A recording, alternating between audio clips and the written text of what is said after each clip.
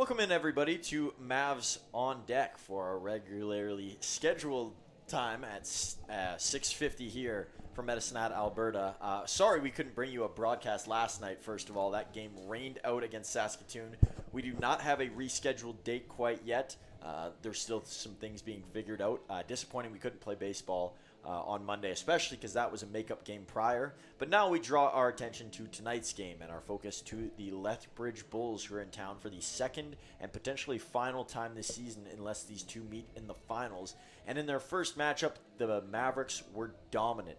They ran the show, 17 runs on the board, and it was their largest run total for most of the season until that was met a little while ago against Weyburn. But if it's something similar tonight, we'll be surprised. The Bulls have improved a lot since, Wayne. Yeah, the Bulls got off to a rough start this year. I believe they lost their first 3 games, but since then they've been on a tear. And they match up so well against Sylvan Lake and Okotoks that they're right in the running for the West Division title. They're only 2.5 games behind Okotoks. They're tied with Sylvan Lake. And those 3 teams, I think that race is going to go right down to the wire. But in terms of tonight's game, this will be that Highway 3 rivalry game. We have that in minor hockey, we have it in minor baseball, high school baseball, American Legion, and of course in the WCBL. Unfortunately, we only get to play Lethbridge twice a year, and luckily they're both games are here. Really good night for baseball, so I expect with the 2 pitchers on the mound, this should be a very good game. Yeah, the Mavericks have Xander Roberts going tonight, their all-star starter, who has been electric. Outside of the one blip against Saskatoon, he's recovered real well, had a great start on the road against Sylvan Lake, and then followed up with another great start here. Wayne, it seems like Xander's confidence is very high, and his play has followed right along. Yes. Yeah, I'm going to get back to that shortly, Truman. I just want to talk a little bit about tonight's, I guess, feature with the Mavs. And I want you to talk a little bit about what the feature is tonight with those special uniforms. Oh, so the Mavericks, yes. Well, they're not the Mavericks tonight. They're under a new alter ego. I'm sure you could tell maybe by the score bug. You're probably wondering, why does it say GCB? What does that mean? Grand Canyon Bathing? No, you're incorrect. It means Gas City Baby Sprays. Now, if you're questioning what in the heck does that mean, I don't blame you. When I first heard it, I thought the same thing. So the baby part comes from the Baby Jays, which was the nickname for the Medicine Hat Blue Jays who used to play here. So that's where that part comes from. The sprays part, no, it's not because they have a bunch of spray hitters like Micah Dvorak and Carter Roth. It is because they have some ospreys in center field who have made a nest in one of the light posts over the last couple of years and have remained a staple of Athletic Park. And so that's where that all ties in together. So that is the reason they are the Baby Sprays. And, of course, the Gas City, the nickname for Medicine Hat. And I think that the Mavericks organization has been trying to work the Gas City nickname in for quite some time, and they landed on this nickname date as the one where they would include that. So that is the reason for all those moving pieces. They also have some sweet jerseys that have some baby blue, little bit of red to them, and a logo. I know you can't see it in the top corner here because the scorebug is really small, but I will have a bigger picture for you at some point in this game of what this logo looks like and all the designing that's gone into it. It was a project that Austin L., our director of operations, took on. Shinoa Piche also involved with that, and that's how these jerseys really came to life, was from their imagination from the start.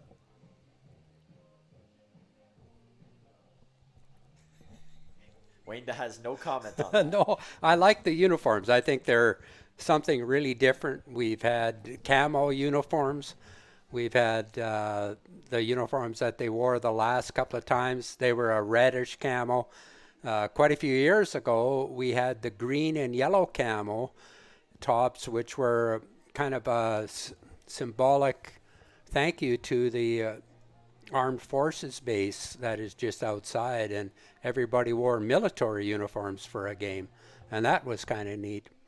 So I think we're in for a great game tonight. The sun is shining, a little bit of smoke in the air, but that's supposed to lift either later today or tomorrow.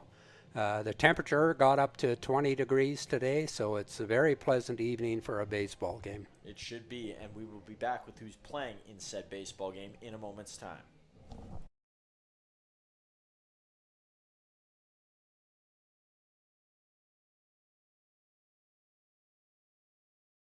Subscribe today.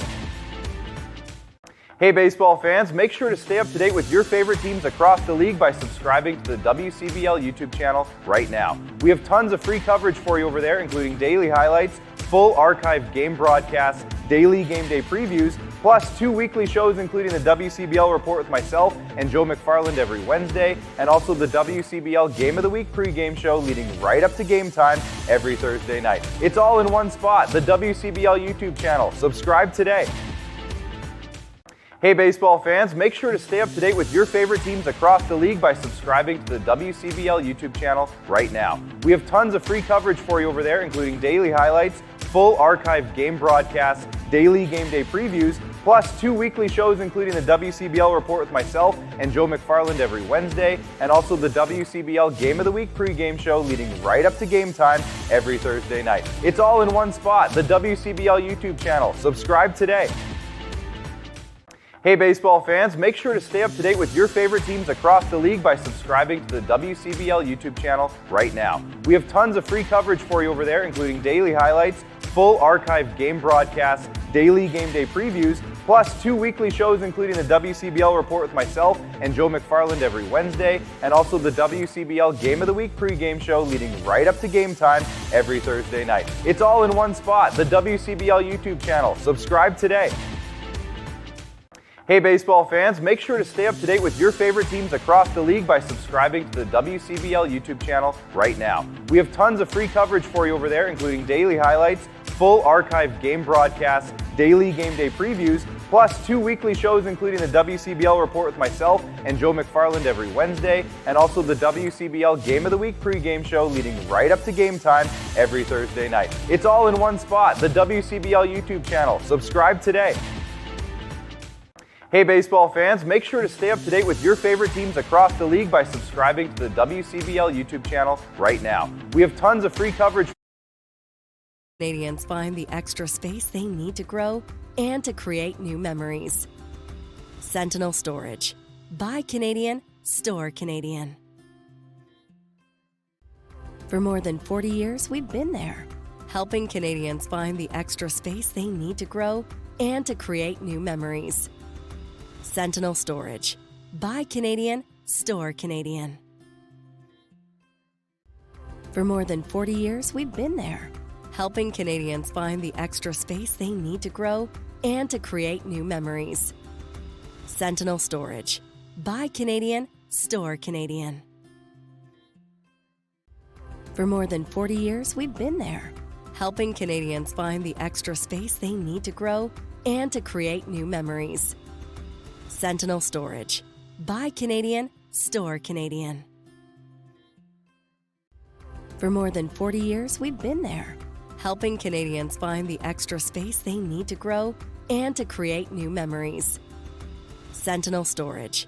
Buy Canadian, store Canadian. For more than 40 years, we've been there, helping Canadians find the extra space they need to.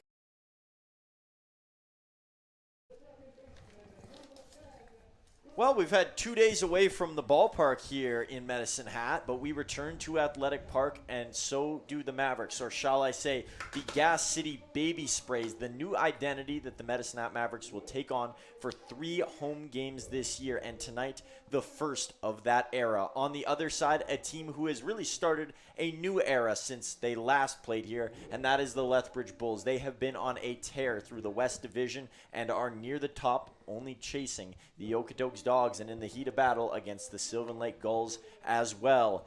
This is a battle that features 2 of the league's rising teams, but who will rise to the occasion when these 2 take flight, we will have to see. My name is Truman Bartman, and alongside me, as always, is Wayne Slosher. And Wayne, it's good to see Lethbridge back in town. We haven't seen them in a while, and this team has developed a lot since they've played here. Yeah, they have. We're looking forward to a very competitive game tonight. So let's start with the lineup. The Lethbridge Bulls, Bernie Sakaras will be leading off. Lee Matsusuki will be in right field. Carter Clarehout at first base. Jack Kaliski is the DH. Stephen Andrachuk is at second. Brendan McTavish in center. Will Turner at third base. Drew Bufford is catching, and J.C. Spinoza is at short. We'll be back with the hometown Osprey lineup right after the national anthem.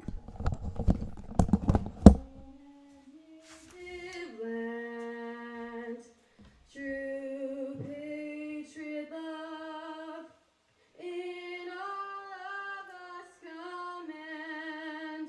With glowing hearts we see thee rise, the true north, strong and free.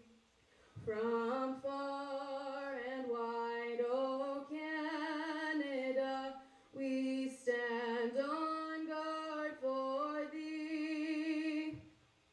God keep our land glorious and free. O Canada, we stand on guard for thee. O Canada, we stand on guard for thee.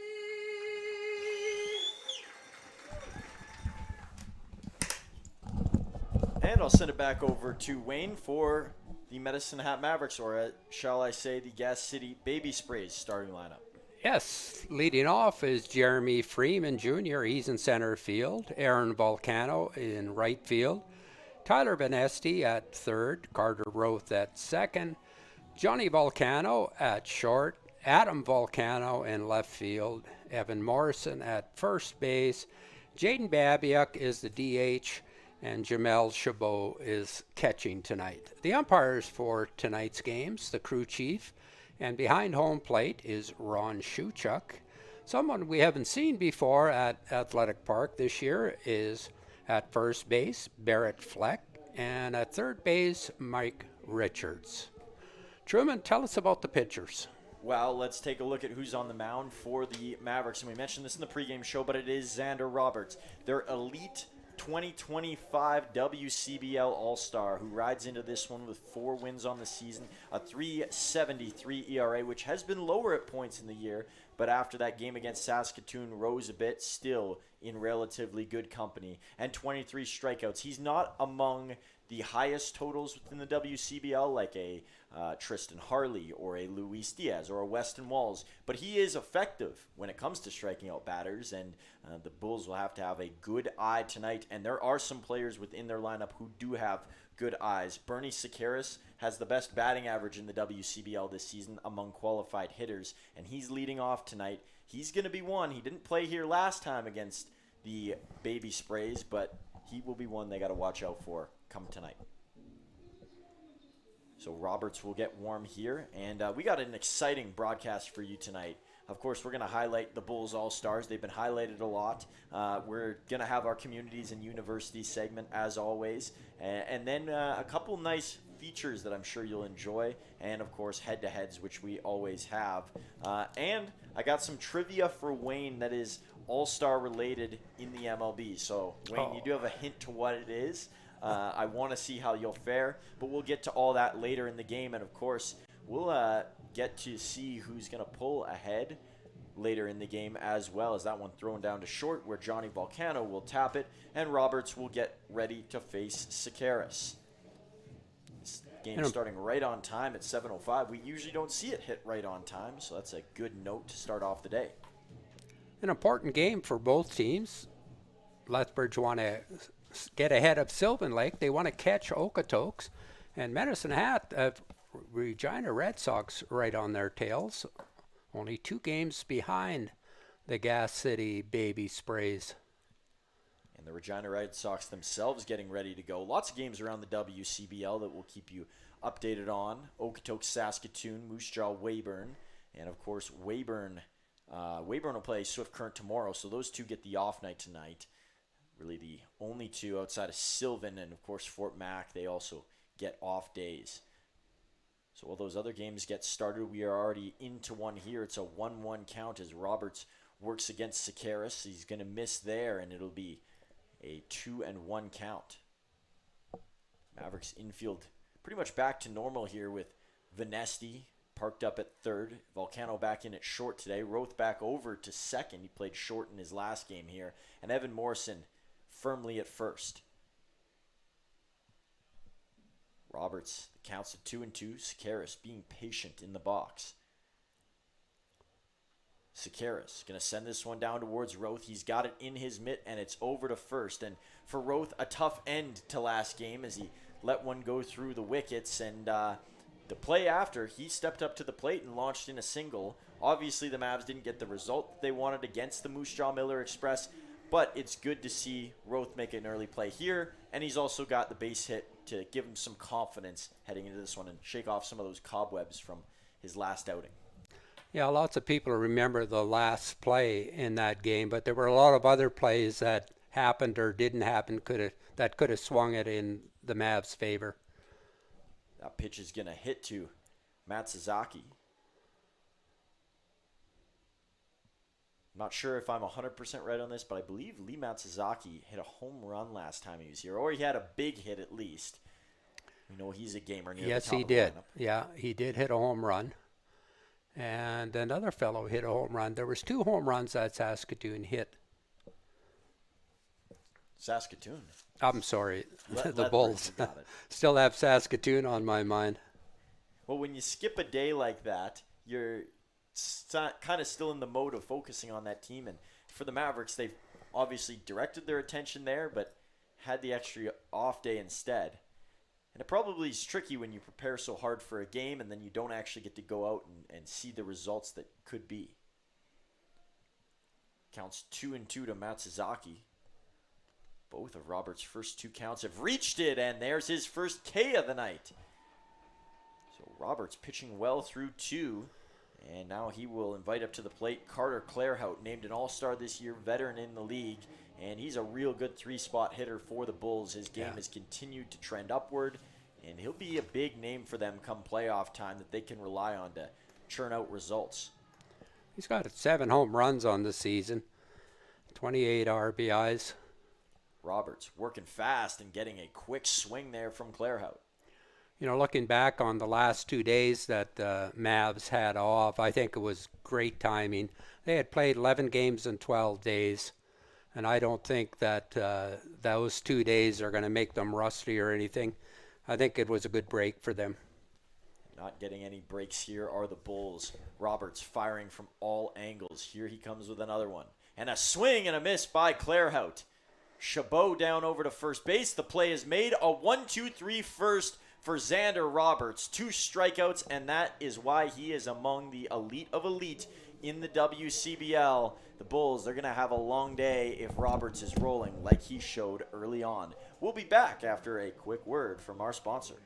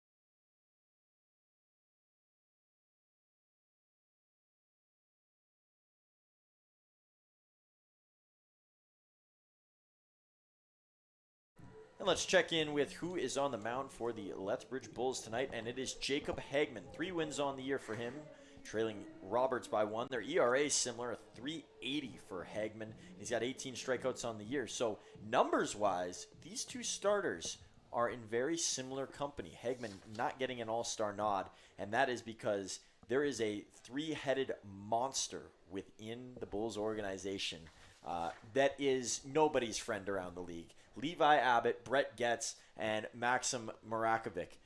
These 3 have been so solid for them all season long, and Abbott is probably the front runner in the Pitcher of the Year conversation. He's even got a chance to take home the Triple Crown. And for Getz and Marakovic, they were also named All-Stars. Here's Freeman. He's an All-Star himself, and he's going to fly out over into right field on his first touch of the ball tonight. So it'll bring up Aaron Volcano. 1 down already, and a good start for Hagman, but a bit of a scary start with how far that one was hit by a guy whose power has started to run upwards. I like Hagman's 18 strikeout to 5 walk ratio. That's a very good ratio, over 3-1. Here's Volcano. This one high in the air, and it is gone! Aaron Volcano, a solo shot, and the Sprays fly high. They're on the board first. Boom! That landed way up on the berm, just about on the path. Aaron knew it right away. He tossed his bat, just started jogging to first. And for Volcano, that is 2 bombs over into left field. I wouldn't call him a pull hitter because he's a guy that can hit the ball anywhere, but when he smashes it, he's a pull hitter, and that one was way gone. And here's a guy who can put the ball anywhere. That's Tyler Vanesti, an all-star for the Mavs, as he steps in and takes the first pitch for a strike. Quick start here for the Mavs. It doesn't feel like they've led a lot early on as of late. It's been them playing from behind, and it's kind of affected them. And it's tough to play from behind because you waste a lot of energy, and if you don't score on those chances you have, then you start pressing a bit. Vanesti going to pop this one high, and it is going to land, I believe, on the hangout in front of us. Vanesti back into the box. The only multiple-time All-Star on the Mavericks. The only multiple-time All-Star in this game. And there aren't many around the league as well. Jackson Searing, Austin Gurney, Thomas Soto, a couple other names that come to mind. It is hard to make 2 in a row because a lot of guys don't spend 2 years in the league. Vanesti has spent 4. Well, I think Ryan Daphne is one of those as well, is he not? Daphne, a 3-time All-Star, I believe, which before this season, it was just Logan Grant who was the only 3-time All-Star. Now Gurney, Connor Croson, Daphne, all 3-time All-Stars, and down there goes Tyler Vanesti, a strikeout from Hagman as he dices him up high. Carter Roth will come to the plate. Roth has already got his feet wet in this game with the ground ball out to start things.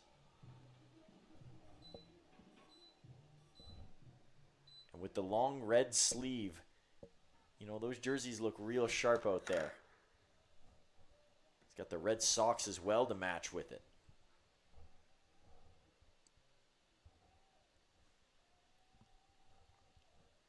Hagman, here it comes. This one's popped up high, maybe playable. A long run, and it is going to drift into a box down below and foul. Some Lethbridge Bulls fans have a ground level box reserved that bounced right into where they were sitting. And I believe there could be some family down there of Brett Getz, a former Medicine Hat Maverick pitcher, now Lethbridge Bull pitcher. And we'll talk more about him as this broadcast progresses.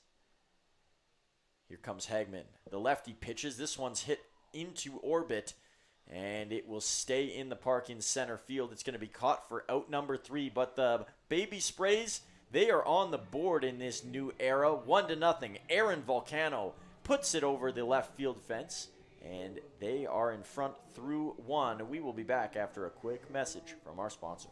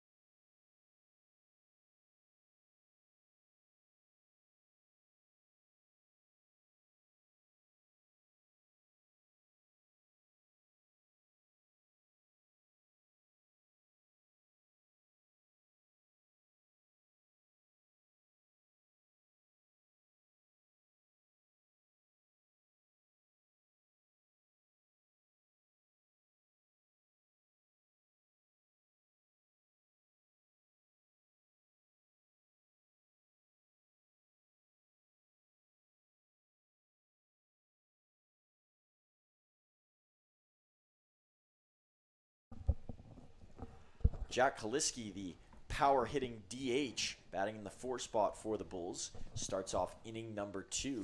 He'll face Xander Roberts. First pitch is going to be hit down towards Volcano. Off his shoe and into left field it goes. And it's a base hit there for Kaliski. Would have been a tough play for Volcano. We'll see what they rule it on the board. Yeah, they ruled it an error. I think that was an error. Volcano had lots of time to circle it. He came running in and then tried to backhand it. And Kaliski isn't a fast runner. He had the time.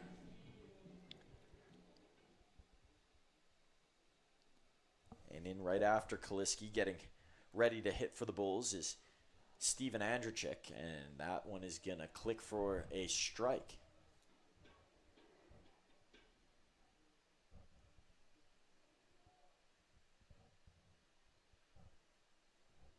Kaliski, not much of a threat to steal. This one's going to be hit into right, and it's going to be caught in right field for out number 1.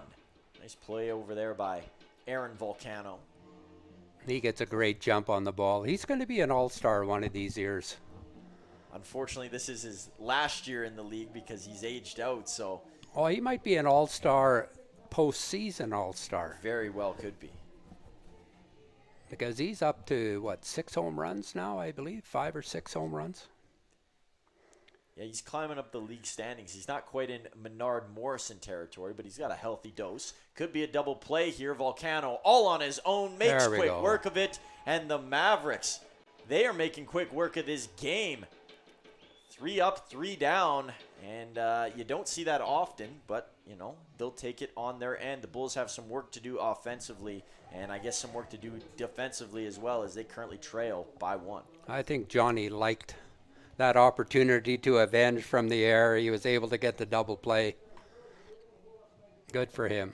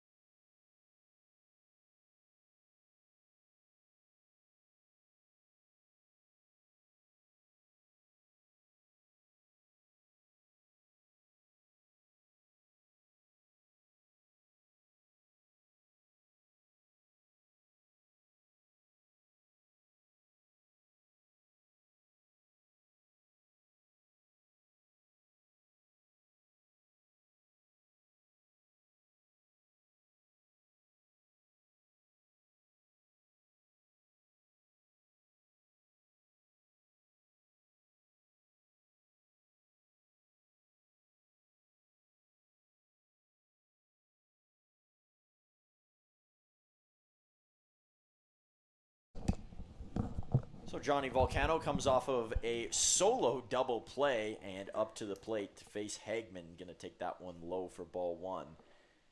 As Hagman already surrendering one run in this game via the homer. Volcano, neither of those pitches that he likes. I think Hagman last inning, he threw Volcano a fastball and Volcano tattooed it, and then he got Roth out with some changeups. I think that's a good pitch for him.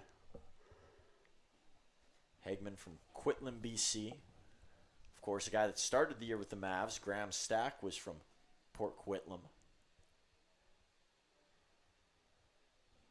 Here comes Hagman with the delivery. Volcano is going to spike this one over to right, and it is going to be foul. Last second, it took a nosedive. Looked good off the bat, but couldn't stay consistent. Well, and if you're a right-handed hitter and you hit the ball to the right foul line, it's going to have the spin on it that's going to hook it foul.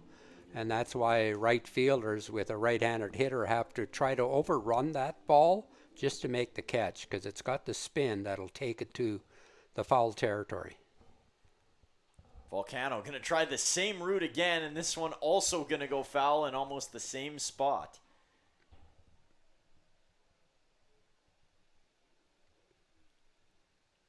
Johnny will reset here against Hagman. Hagman's got a real good mentor on the bench in Josh Bergman. Drafted to the MLB twice. Drafted by St. Louis and the Chicago Cubs. Volcano going to play this one over into center field, and it's going to drop and hit the back wall. Easily will be a double for Johnny, and he is there. So a leadoff extra base hit for the Mavs shortstop, and he does a bird-like celebration. Not sure if that's in honor of the day today or if Chris Anderson, Birdman, is his idol. Or Birdman the rapper. There's a lot of Birdmans. That nickname takes on many nicknames within sports. So from one Volcano to another, Adam up at the plate to face Hagman. Good at bat for Johnny Volcano. Fouled off a couple of pitches and then got one that he could drive, and he didn't miss it.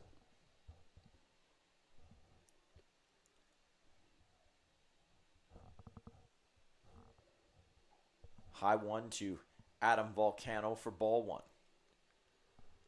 So I'm sure now Adam is going to try to hit it to the right side of the infield, get Johnny over to third.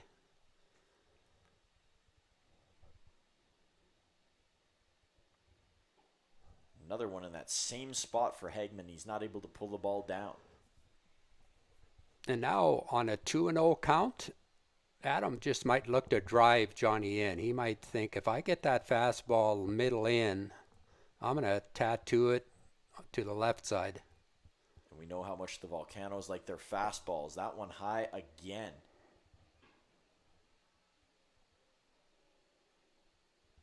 Hagman will step off and regroup.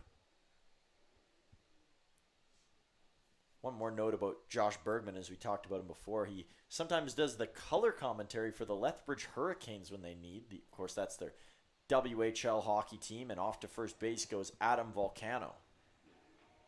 Now, the Hurricanes and Medicine Hat Tigers have a long-standing rivalry. Yeah, It's been they well do. documented. Neither team likes each other, and both teams are always very competitive. And this year, the Tigers getting the better of the Hurricanes in the playoffs, but the Hurricanes team was no slouch with guys like Braden Yeager, who was drafted in the NHL. They'll be a threat for years to come. 2 on now for the Mavs as we get back to the baseball side of things, and Evan Morrison at the plate. Morrison, he's now been caught in the home run chase, but we know how long that can last for. He can easily retake his solo lead, maybe even at this at-bat. Hagman having a hard time finding the strike zone. Evan just has to zone up. He's going to take that pitch for a strike.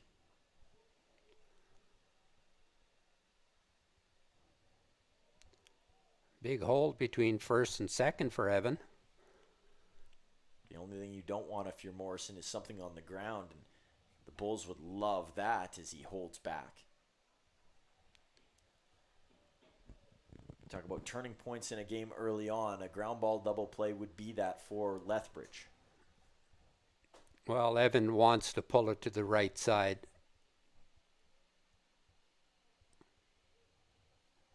He's going to lay off there, and It's not good an take. easy pitch to lay off on. Good take. That was an off-speed pitch. Hitters count for Evan.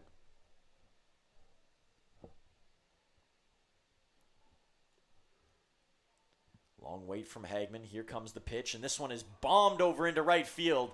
It is going to take a slow hop. Volcano will come around to score. That's Johnny. Adam will post up at third, and Morrison's over to second with another bird celebration. So it's 2-0 for the Baby Sprays here in the second inning, and a good trend beginning for them and their crew. Well, and that's what's happened when you fall behind as a pitcher. You then have to come into the strike zone, and you've got a hitter that's just waiting for you to come in there. And Evan did exactly what he's supposed to do on that pitch. Just hit it hard somewhere, and wherever it falls, it falls. And when you see Evan Morrison take the approach that he did in that at-bat, that's a really good sign, because oftentimes he'll step up and throw out 3 straight swings. Not the case here, as Babiuk will pull this one foul. In DHing tonight as Chabot's behind the plate. So it's unlikely that we will see him in the catcher's gear.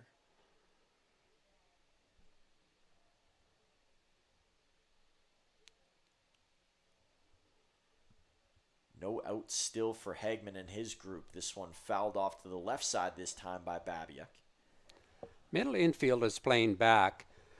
The corners are playing in. And the middle infield, the reason you're going to play back is that you'll give up the run at third, but if you play in on the grass and the ball comes at you hard, then both runs are going to score. This way you'll give up the 1 run for an out. Babiuk. That one out of the reach of the third baseman, and Volcano will come in to score. It is a 3-0 Sprays lead, and Babiuk's got an RBI to his name. Jaden started off the season red hot. His batting average was in the 400s at one point, then was in the 300s, and it has continued to slow down as the season's gone on. It's good to see him get back on the board with a hit here. Especially with 2 strikes on you, you're kind of protecting the plate.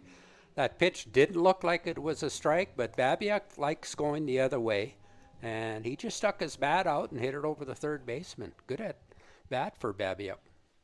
And for pitchers, Athletic Park, not a place that is easy to come into. We saw Max Benton, who's no longer with the Lethbridge Bulls, at the start of this year come in here. Former All-Star in the league, and he gave up 6 runs. I think he gave up 6 runs. No, 6 earned runs, 8 runs in total. And for Hagman here, he's already given up 3 runs, 4 hits. And his team is trailing in a game that, to keep pace with those other 2 in the other division. Well, and there's nobody out yet, so the Mavs have something cooking. And Chabot won't offer there. Hagman just struggling with his control. He was very effective in the first inning. And here comes a mound meeting. So Chabot will have to wait a little bit longer. Maybe a good reset here for Hagman. I don't want to let this game get away from you too early on. And I think for the Mavs, what we've seen, and we've talked about it, is the crooked inning and how it has glided them throughout this season, whether they're playing at home or on the road. And we haven't seen that in the last couple. Against Moose Jaw, they weren't able to dig that out. And in this game, it looks like they could have that rolling early on. Yeah, they need those multi-run innings. And Lethbridge right now are in damage control. They want to stop the bleeding. They'll be very happy if it's only Evan Morrison at third that scores anymore in this inning. The Bulls are 7-3 in their last 10, so they're still a hot team, and this is something that's uncharacteristic for them.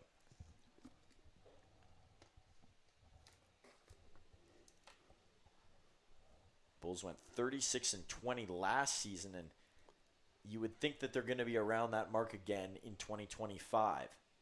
Already 23 wins on the year. They trail the Mavs by 1, of course. That not mattering because they're not in the same division. Hagman will check on Babiuk at first again. Babiuk's got great speed. isn't a base stealer like Freeman or Uzawa for the Mavericks when they are in the lineup, but he still makes his own hay.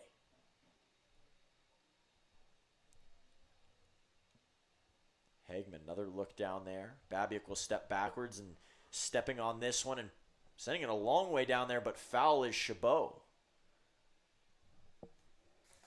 Count 2-2 after Hagman was behind 2-0.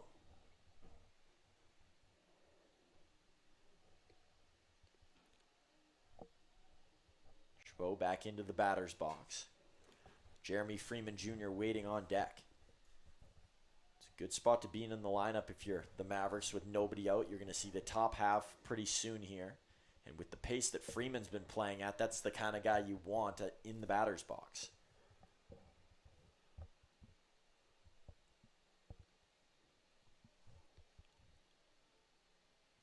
Well, Chabot has to battle now to have a quality at bat. It was 2-0, and now it's 2-2. And that one was close, but just a little bit low. Good take. So it's a full count to Jamel Chabot. His current Mavs teammate and former Valley City teammate Jaden Babiak over on first base. Evan Morrison over at third. Babiak's going to go, and they're going to get him easily. Babiak tried to slide around, and they do get the tag. Yeah, I left a little bit too soon. I was wondering whether Babiak was going to go. I thought he might go, but Hagman's got a good move, and he kept an eye on Babiak over there, and as soon as he lifted it his leg, Babiak took off, and Hagman just stepped over and threw it.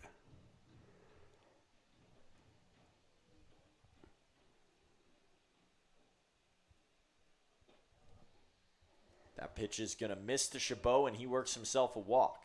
So with one out, there will be two back on for the Mavs. Of course, Babiak the one out. Freeman with a chance to do more damage. And of course, you'd like to get both Chabot and Morrison through, but you don't want to leave anybody at third. That feels like a golden rule, so his first mission will be Morrison.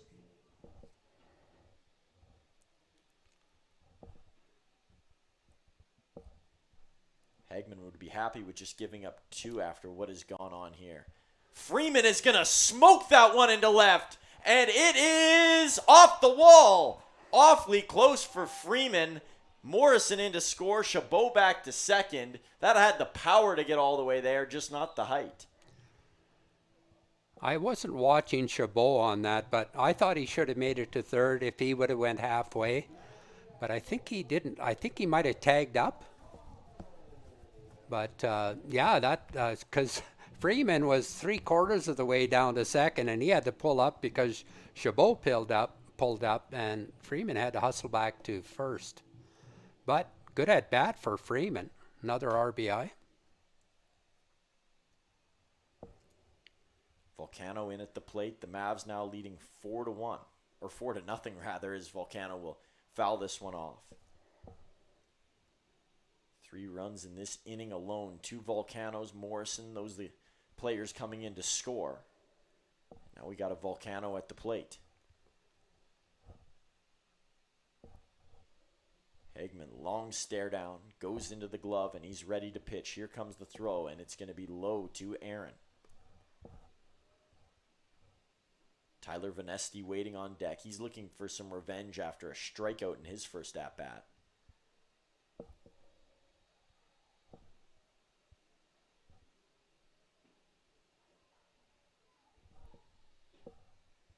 Here comes the throw, and it's going to be low there from Hagman.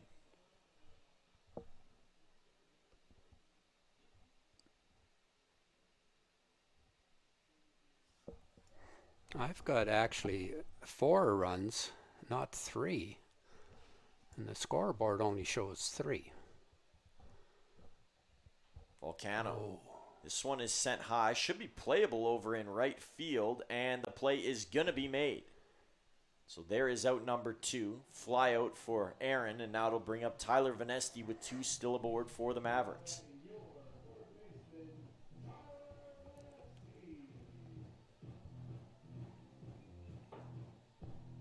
Well, it'd be a shame not to score another run or 2.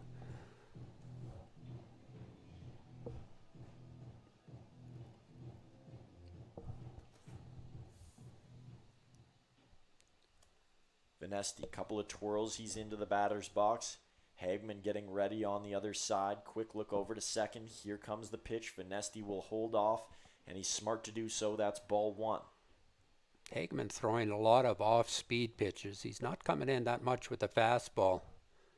Hayden Oglesby is warming up in the Bulls bullpen now, right-hander.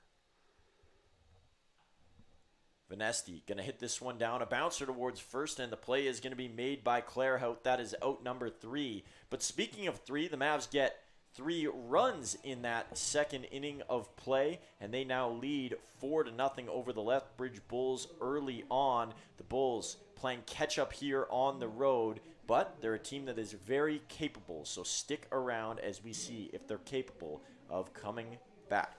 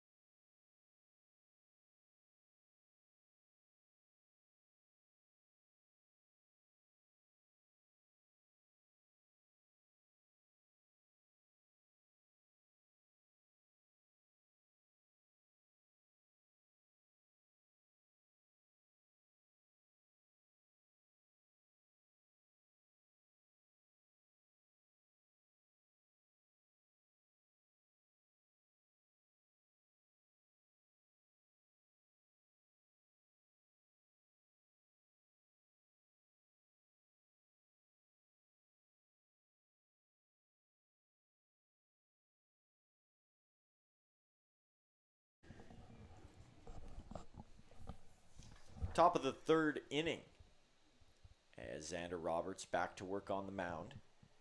Bulls still looking to get through their lineup here. They're now at Will Turner, the third baseman.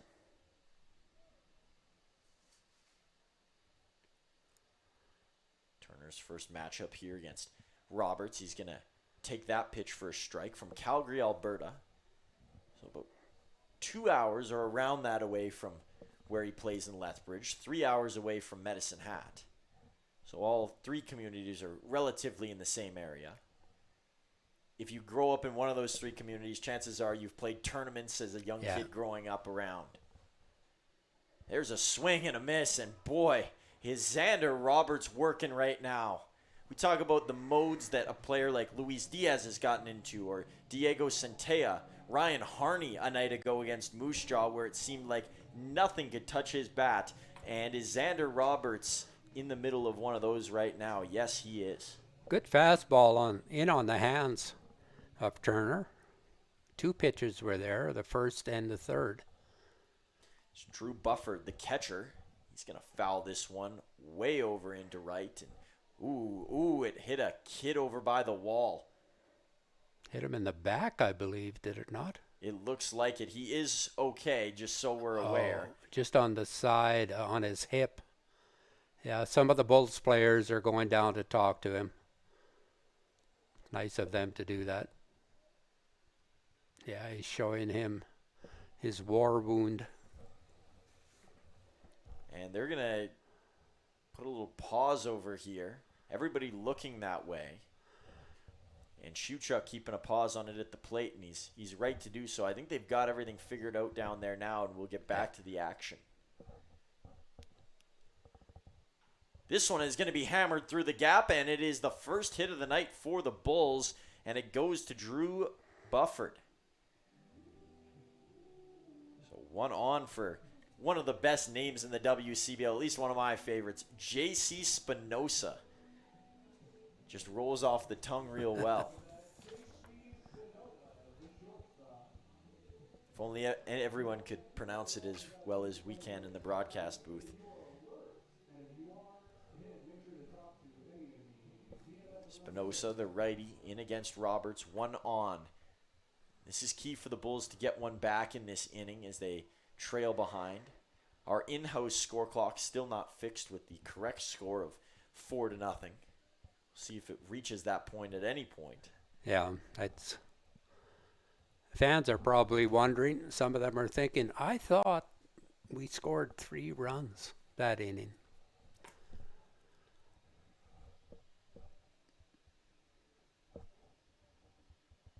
Roberts. That one is going to hang around in the strike zone. Boy, Roberts is right around the strike zone on everything. And you look And at his fastball is good tonight. And you look at the comparison between this game and the Berries game. He couldn't get anything to catch the edges, and everything is catching that here, including catching Spinoza off guard with a swing and a miss. That is out number 2. One still remains on. The top of the order is right around the corner as Bernie Sakaris coming up for the Bulls. Good curveball there to get Spinoza.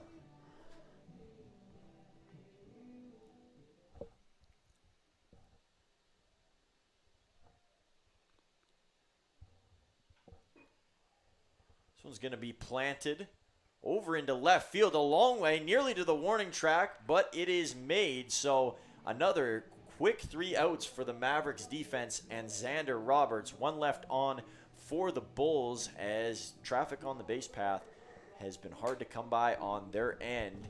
And if that continues, that is not a successful night in the works for the Bulls. But there's been lots of success for them throughout this year, and let's take a look at that in tonight's head-to-head. 24-14 for the Gas City Baby Sprays, or Mavericks, whichever you want to call them tonight. It's open to you. We'll give you the choice. And 23-13 for the Lethbridge Bulls on the season. A 1-0 record in the season series matchup for the Baby Sprays. And the run total, 283 for Gas City, as opposed to the Lethbridge Bulls, who just have 249, which is quite low for what you would expect from them. But I think it speaks to how great their pitching has been this year, which we talked about off the top of the show. And we got a lot more to talk about throughout the rest of our show, and we will be back after a quick word from our sponsors.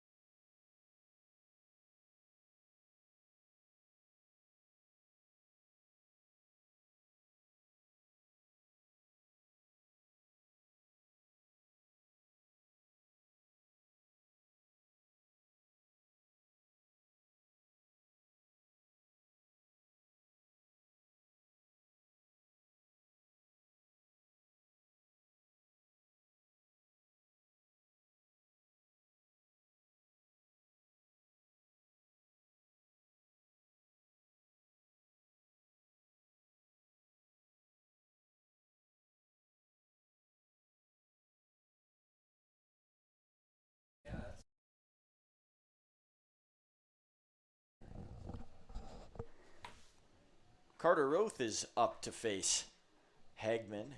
Hagman starting him off with a strike, and Roth's walk-up song is "What's the Difference" by Dr. Dre, and there's a big difference between him and a lot of the players around the league. A .396 batting average, 33 RBIs on the year, 61 hits, and another home run to his total. 3rd of the year for Carter Roth as he takes that one sky high. Yeah, that was a great swing by Roth. Very smooth, and it just jumped off his bat. 2nd home run of the season at home for Carter Roth, and that's why he's one of the most feared hitters. I didn't even need to finish my diatribe about how great he is. He just shows you. You know the saying, actions speak louder than words. That's on display for you. So Johnny Volcano will come ahead as the Mavericks now leading 5-0, and in 3 consecutive innings, they've scored.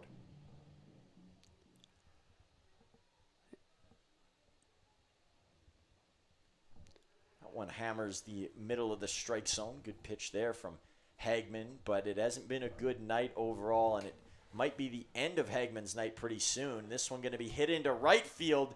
The baby sprays are all over him at the moment. Volcano, another one that seeps through. I like Volcano's 2 at-bats tonight, Johnny's. The one he fouled off a couple of pitchers down the right field line, then it got a pitch and drove it into the gap for a double, and now he took it to the right side. And that's going to be it for Hagman. And an uncharacteristic performance from Hagman. Watched him throughout the season. He's a great talent on the mound, and his stats suggest that as well. But coming into Athletic Park and facing a team that is hungry like the Mavericks, they've had a couple of tough outings. They've bit them so far, and the score indicates that, and we'll see if that continues throughout this game or if someone can put a stop to the bleeding. New arm in the game for the Bulls. We'll see who it is when we come back.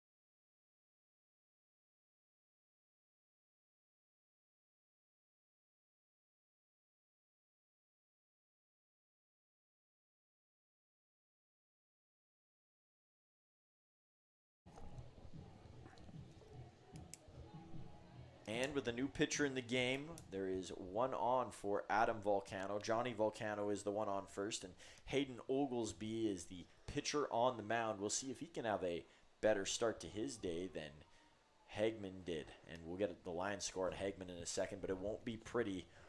5 runs given up on the night, and all 5 were earned. And Johnny Volcano is still his responsibility at first. Total could tick up to 6. Adam didn't get a lot to hit in his first at-bat. Oh, and we apologize. There's still a graphic up on the screen while we're talking here, and luckily there wasn't any action that had really taken place.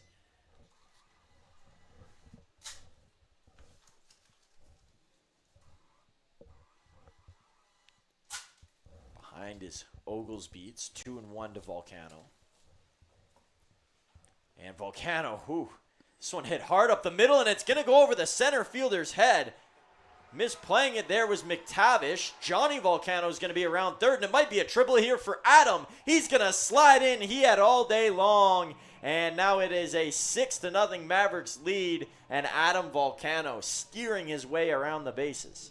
Yeah, Brendan McTavish came in, and you can't really fault him because that ball looked like a line drive, and I think he thought, I'm going to come in and catch it. I might get Johnny Volcano doubled up, but that ball just took off, and Adam is in with a triple and an RBI.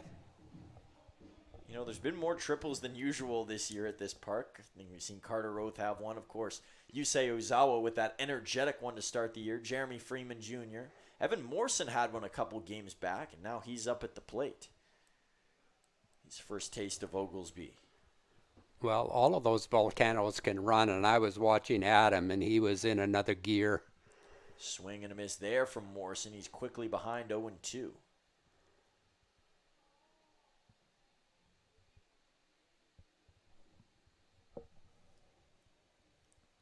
Quick work here from Oglesby. This one's popped up by Morrison. Could be playable over at third base. Turner is going to be under it as he maneuvers his way around the pole. Good catch. And not easy with that blurred vision at the very end. And even coming around that side of the net, it's not the most clear lane. And yeah, we kind of lose track of it if it gets into that one area because of the netting, but that was a good catch by Turner. And we usually allude to, well, if you've played here, if you're a veteran, if you know this park, if you're on the Mavericks, those are things you'll just be able to mush your way around. But for Turner, he hasn't played here a whole bunch. So knowing that and being aware, that's just another gear. Here's Babiuk. He'll ground this one over to second. A slow roll. Play is made, and the throw is made by Andrechik over to first. And the run will score. Another RBI for Babiuk. Babiuk having himself a solid night. So Volcano will head back to the bench with a smile on his face, and Jamel Chabot will come up to the plate for the second time in this game, and we're only in the bottom of the third. Two completely different teams out there at the moment. The Mavericks, they're plowing their way through this Bulls squad, and the Bulls can't seem to find an answer. An interesting check swing there from Chabot. Not sure if he meant to swing. It might have just went right into his bat. Yeah, he started to swing, and I think it hit his bat and then bounced down. You're right, he didn't intend to swing. But we know at Athletic Park, it's kind of like Fenway. There's no lead is safe here. So I would like to see us add on another 7 runs just to be sure. But the Mavs, 7 runs on 8 hits. Bulls only 1 hit so far. Well, and it's not like Brooks where those runs can come in big bunches because of the home run factor. It's not an easy place to hit home runs at Athletic Park, and although we've seen a couple tonight, that just speaks to the talent of some of these players. That one's going to be fouled aside.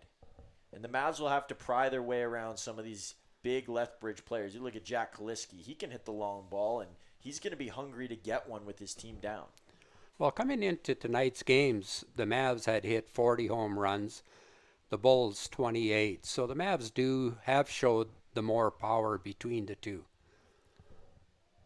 There's a strike to Chabot, and that'll be a strike out for Hayden Oglesby.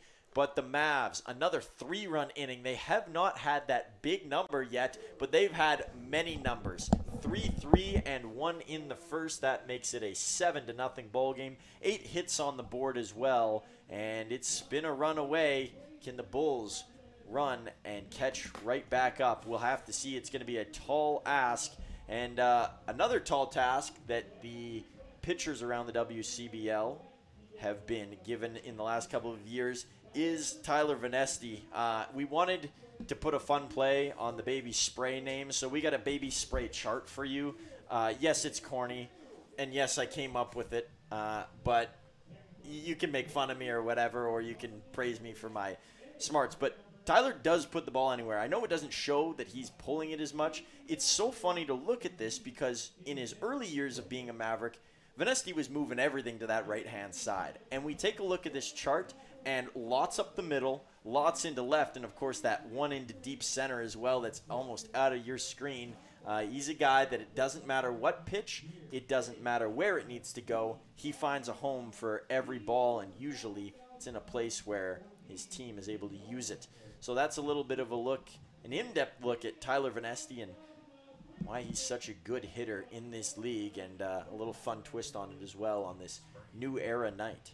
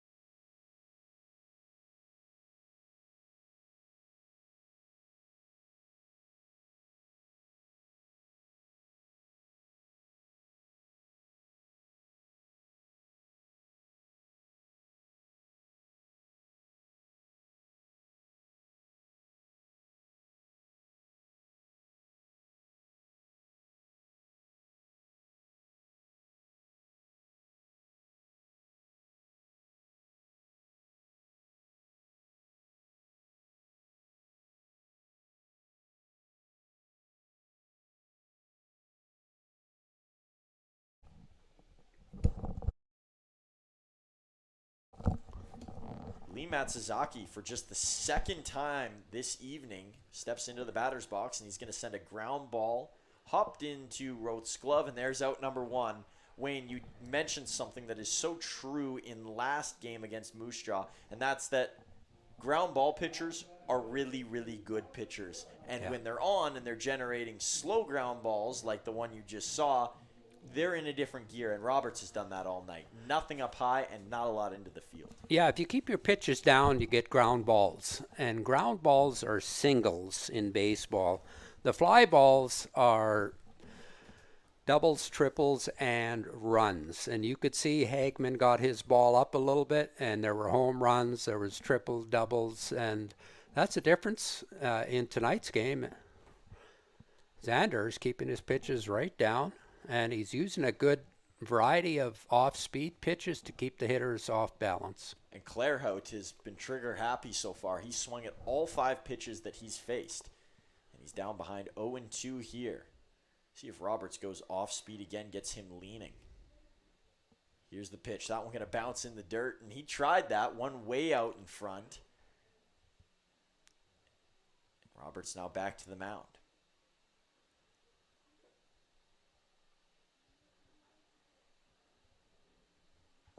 Here's one that's hit high over into center field. Should be playable for the speedy Freeman.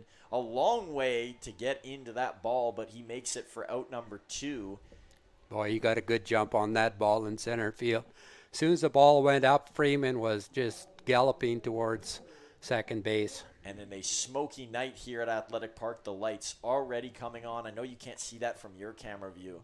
And it's unfortunate. We wanted to display the Osprey a bit more, which is in the left center or the right center field pole. So you can see the pole on your screen, but you can't see where the Osprey would be located. And he's just above those big shiny lights. You could see it earlier on when we were talking about the Osprey. There was 2 of them up there in the nest. So the fans always get to see the Osprey. They're always feeding the young chicks. You can also see them bring up material all the time. There was almost a giant log-like figure moving up there a day ago. Now, there's a strong bird. Yeah, they are very strong. They're always fixing their nest, too. They want to make it better and stronger. Boy, good curveball again from Roberts. Roberts works his way back after the count was initially 2-0. Goes off speed there to get Kaliski to swing and foul. Roberts already ready for Kaliski again. Here comes the pitch. Stepping in, and this one is going to be popped out over to Volcano. Slow hopper, and that is out number 3. Boy, this is a clinic defensively and on the mound for the Mavericks. Nothing is getting by that brick wall in the infield, and it's been a special performance on one end and a pretty special one on the other. 7 runs to match that. This is looking like a complete game, and we'll see if it continues to be complete for the Mavericks.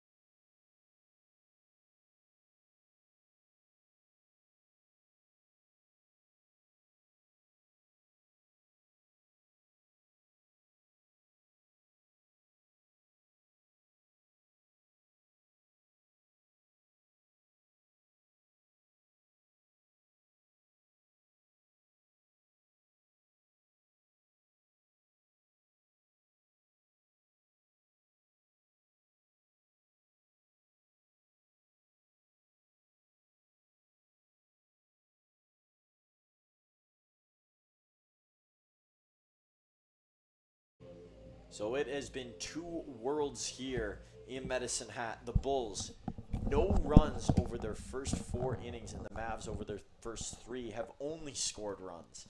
So Freeman will step up and look to continue that trend. He's going to send one over into right field, and it's down for a base hit. Could be more. His speed flying around over to second base is Freeman. He's in there standing up with a double, and that's back-to-back innings with an extra base hit for the Mavs to begin. Boy, Matt Zaki got to that in a hurry and threw a perfect one-hop strike to second. Thank goodness for Freeman's speed. He was able to beat it. Aaron Volcano, chance to up the Mavericks' lead again. I got to say, I did not expect this type of game with the Bulls coming into town and knowing what their pitching is all about. It is a surprise that their offense hasn't been able to get going a little more and that they've given up 7 runs already. Yeah, it could be just one of those blips of a game. We match up well against Lethbridge, and Lethbridge match up well against Sylvan Lake and Okotoks. The line score on Hagman was 2 innings pitched, 6 runs, 6 earned runs, 1 strikeout, and no walks. I think there's one team in the league that nobody matches up well with, and that's the Berries. This might be a more difficult play. No, it will carry out to center, and it's going to be out number 1 as McTavish gets to it. The run from Spinoza made it look like it might have been a bit more challenging and fallen into that bare spot in between all the fielders, but luckily for McTavish's sake, it carried a little more. Yeah, it was hit very high. So we showed you Tyler Venesti's chart earlier, but let's talk about the numbers.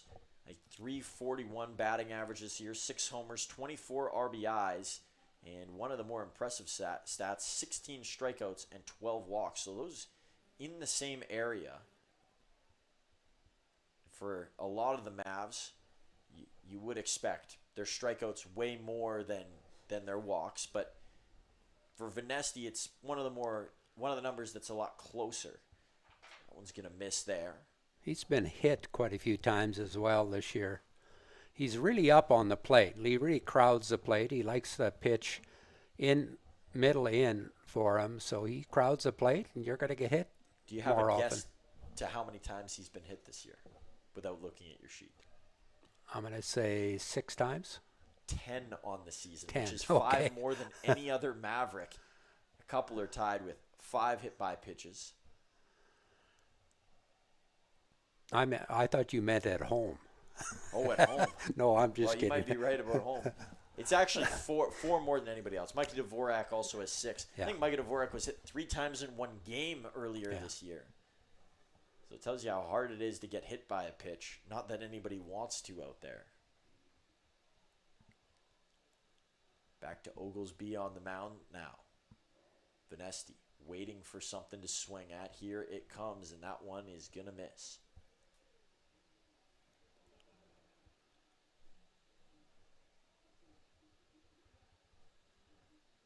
Venesti plants his feet, 2-2 count.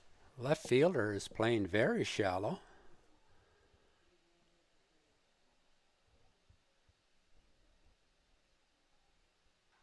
Venesti going to put this one on the ground. It'll advance Freeman, but that'll be out number 2 as it's converted over to first base, and Claire Hout gets a glove on it. And ready at the plate now is Carter Roth. He hasn't seen Oglesby yet tonight, so we'll see what his plan of attack is coming in against Hayden. Hayden with a 7.88 ERA so far this season. He's pitched 5 innings and has had just 5 strikeouts. He's thrown 15 strikes to 6 balls in this game. There's one to Roth that is pretty.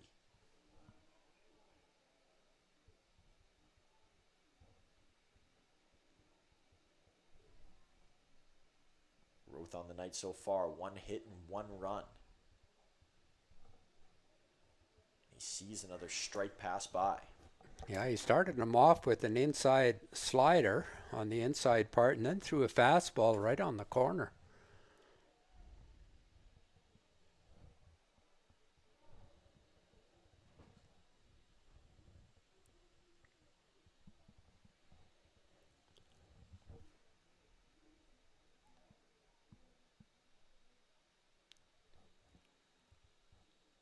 Oglesby behind his back. Here comes the pitch. This one is going to be poked out. Oh, a beautiful diving play. Clairhout with the final tap as he spikes the ball into the ground. Maybe a little bit of frustration and maybe a little bit of energy after a miraculous play like that. The veteran Clairhout stretching out and robbing Carter Roth. So it stays a 7-0 ball game, and if this one inches closer together, that could be a play we look back on and go, that is where the tide changed.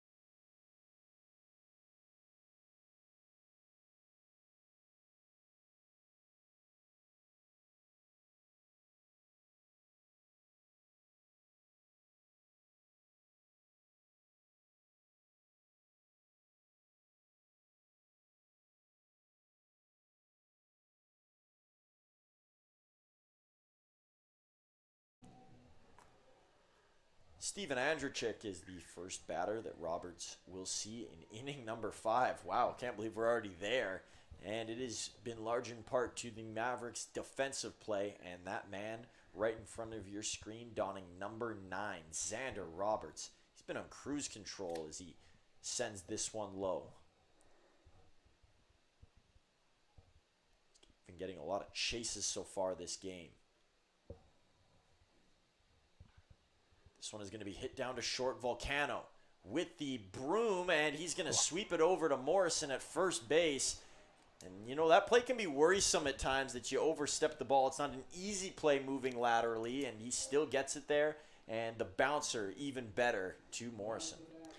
Usually Johnny is right on line. He's neither left or right. He's right on line, and that one happened to bounce, but Morrison made a good play. Nice to get that first out. Roberts going to get a hit in the same spot. Can Volcano do it again? He'll stretch over to first, and he got him. Different sort of style as that one's right into the back of the glove, but it's an out nonetheless, and it's out number 2. Man, Volcano is sure making up for that one early on. He doesn't want to ever hear about it again. And he is shutting up the critics. Roberts, this is his most wild throw of the night as it sails high and near the batter in the batter's box in Turner. Will Turner made a nice play at third base earlier tonight if we're going to stay on the theme of nice defensive plays. Robert was not sure if he was asking Chabot there or home plate umpire Ron Shuchuk about what was going on down there. That one's going to miss. Roberts pulling himself all the way almost off the mound with that throw, and it's 3-0. Yeah, he threw a curveball on the 1-0 pitch, and it just ended up a little high. I know Roberts wanted that pitch, but I thought Shuchuk made the right call. It was up, so it's 3-0. There's a strike from Roberts, and with the All-Star game coming up and some of the distractions that are out there with that, and getting excited about that moment, wanting to pitch there, Roberts said to his head coach JT that he is dialed in on this game and he just wants to win here with the Mavs. That's what's most important as he walks Turner, his first walk of the game. And speaking of walks, I think that's another thing that has gotten a lot better for this Mavericks group as the season's gone on, is they've limited the amount of free passes that they've given out. It seems like they're in the better half of the league in terms of rescinding free passes. It hasn't been what we've seen in the past couple of years, Wayne. It's been much improved. Yeah, that's only the second walk of the game. Each team walked one batter so far. Roberts just around 45 pitches now, going into the 2/3 of the way through the 5th inning. Nobody warming up behind him. Nobody warming up for either teams at that. It clicks into the strike zone for strike one. It's 1-1, 2 out, and Turner over on first with Bufford at the plate. Yeah, Bufford singled to the left side. He's got the only hit so far of the game. That one down in the dirt, but the changeup gets a swing and a miss. Roberts looking for one more of those to pick himself out of this inning. This one is going to be hit high over into left field. Should be playable down there. And it is. There's out number 3. And there's another quick inning in the top of the 5th. Xander Roberts has not thrown a whole lot of pitches in this game. And when he has thrown pitches, the Bulls have not adjusted to how great he has been. We'll see if that is the flow as we go on. And we take a look now in between the break at our player head-to-head for the night. And of course it features pitchers, 2 relievers for each team that have been great and are more new to the WCBL and haven't played a whole lot of games, each with a 1 ERA, a 1.08 ERA for Ryan Harney, and for Lucas Hune, a 1.92 ERA, 13 strikeouts for him in just 9 innings pitched. Remarkable stuff there when you can have more strikeouts than innings played. 3 for Harney, but he has gotten a lot of weak contact. That's been his specialty. And these 2 very special players, and they'll be needed as the season goes along and we get into more important games in the postseason. But that is your head-to-head for tonight's game. It's featuring 2 of the best out of the bullpen.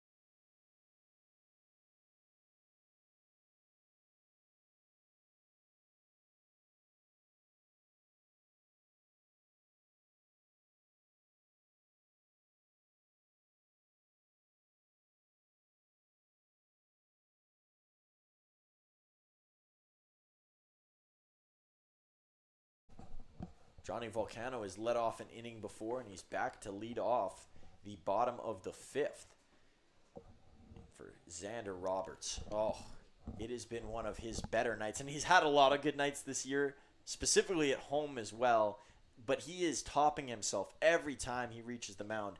And that weird jolt against the Berries, I know we've talked about, I know it's been redundant, you don't want to bring up the negative, but it has put him into a new stratosphere. And he's making hitters look silly. Volcano. There's a strike that nabs the corner. Gavin Allen in to pitch for the Bulls from Martinsburg, Missouri. Attended William Woods University in Missouri. Volcano jammed on that swing as it goes towards the Bulls dugout. And it's caught down there. Not sure who got a piece of it. Somebody's holding it up, and there's some cheers down there. Volcano 2 for 2 tonight, led off with a double, started the rally in the 2nd inning, then singled his last plate appearance. For Allen on the mound, he's going to want a quick inning, and I'm sure the rest of his team is going to want a quick inning because that has not been a theme of this game for them. Well, Lethbridge are running out of outs. They've only got 12 outs left, and not that that isn't sufficient time, but the way Roberts is pitching, they need more than 1 hit to score 8 runs to go ahead of the Mavs. Volcano, this one along the ground, over to second base, throw to first, and he almost got there in time. A flash of lightning from Volcano at the end, and a slow-moving throw through the air almost caught Andrachik in a hurry.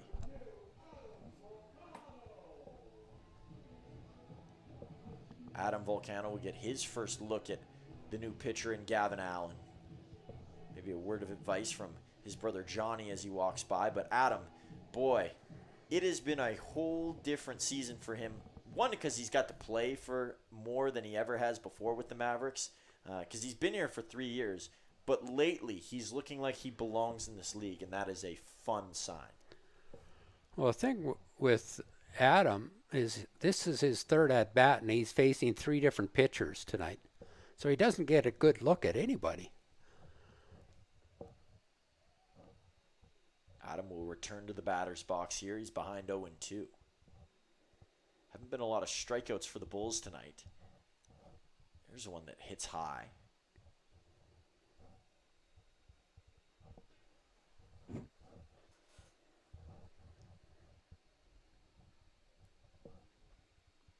One and two count. Here it comes, and it's up through center field for Adam Volcano. There's a base hit. Yeah, third pitcher. He's been on base all 3 times. He walked against Hagman and then hit that triple against Oglesby, and now a single. So adjusting on the fly is Adam Volcano, and not adjusting quite yet are the Lethbridge Bulls. Another inning that is, despite the 1 out, it's taking form to some of these past innings we've seen from them. One dips under the armpit of Morrison for a strike. Adam Volcano having himself a real excellent night. Morrison 1 for 2 on the night himself, as he waits for the offering from Allen. Morrison, a bullet over into right field, but it's going to be caught by the right fielder in Matsuzaki. That's one of the hardest hit balls tonight. Yeah, that might be up there with the Freeman one that hit the top of the wall and left, that frozen rope that would have cleared for a home run, but it just wasn't high enough. Well, Aaron Volcano tattooed his too. But both Freeman and Volcano's were hit up in the air, whereas Morrison's was hit right on the line.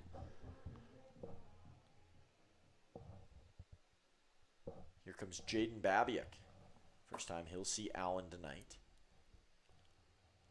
Allen, long throw, that one upstairs. Not a long lead off at first base for Adam Volcano.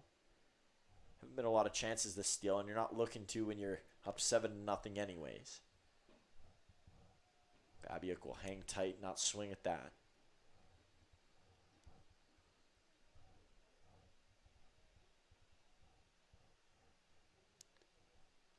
Allen will juggle the ball around. Behind here, Babiak swing and a foul. Good changeup from Allen. Babiak, the St. Albert product. 3rd year in the WCBL, 2nd year here with the Mavs.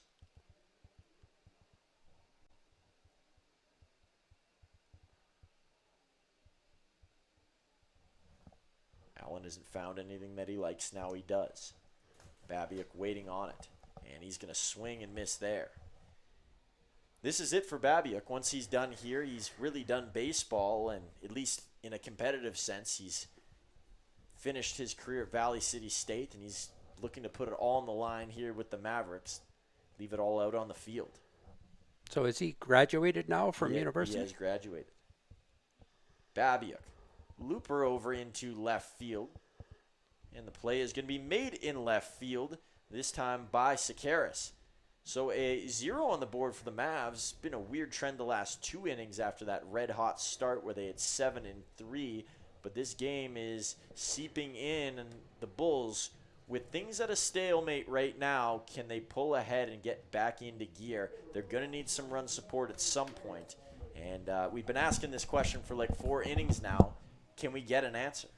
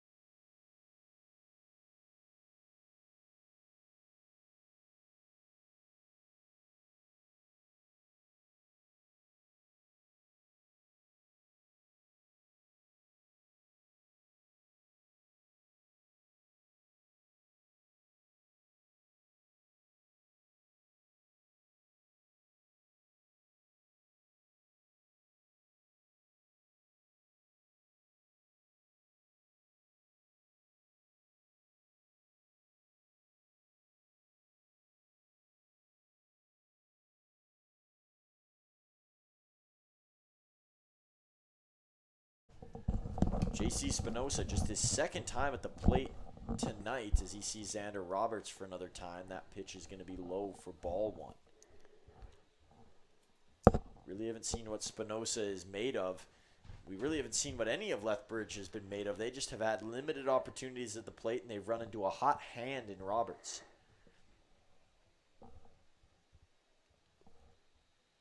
Hand might be getting a little cold here for Xander as it's 2-0. He's going to throw that ball away.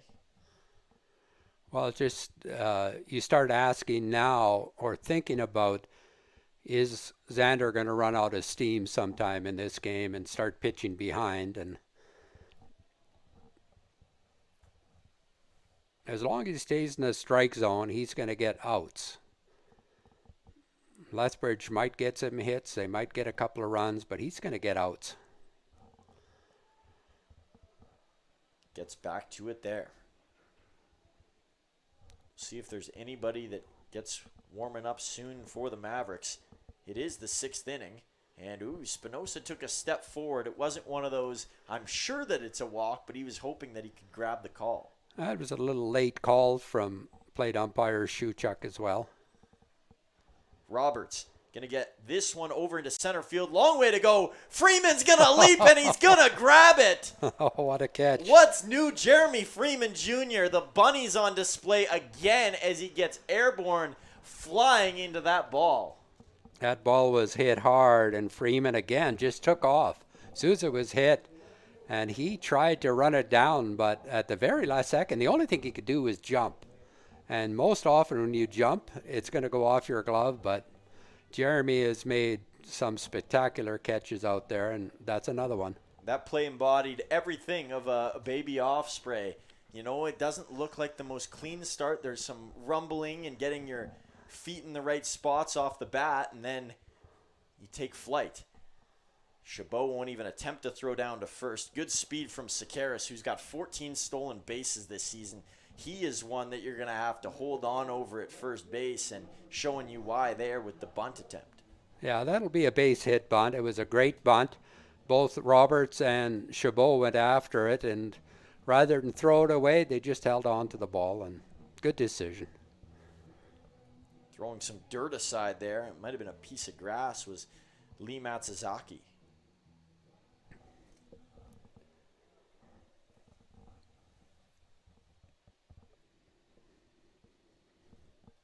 That one down in the dirt to Matsuzaki, so it's ball number 1.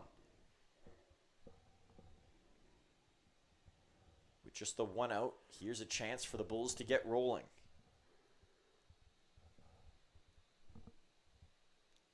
Ooh, this one is mashed over into right field. Does it have the legs? It'll pause at the warning track.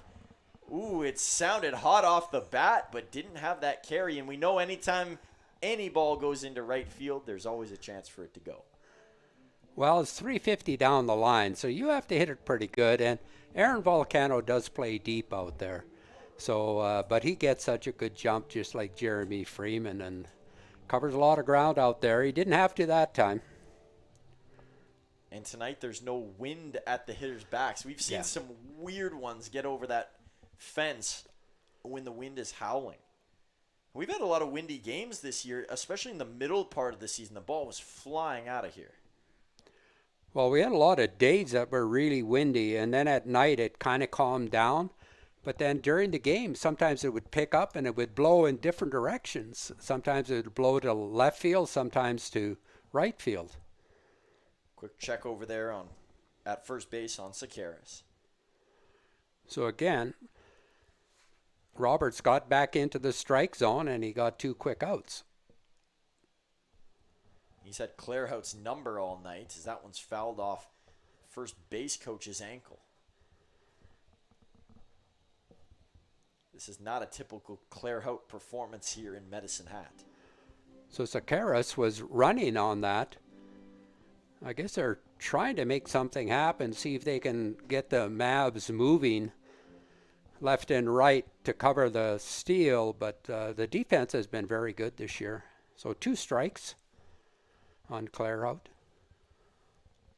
Runner's going to go here. Clairhout That one over to Johnny Volcano at short, and another out in the bag for the Mavericks, and another inning completed for Xander Roberts. Pitch count staying down. Can he go all the way to the end? That's a question that might be bigger than if the Bulls can get going, because I think it's been answered.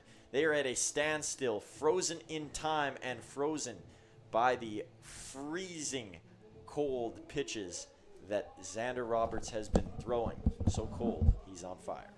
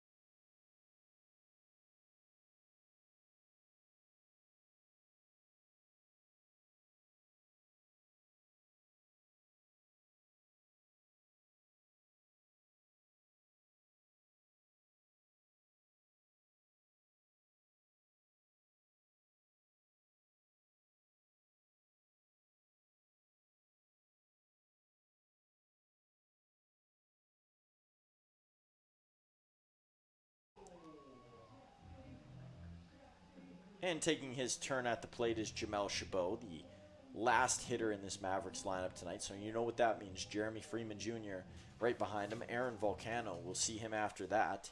And throughout this inning, we won't be seeing, but we'll be talking a bit about, you know, some of the legendary WCBL coaches throughout this league. And there's been a lot of them, and there's been coaches that are getting to leave their legacy.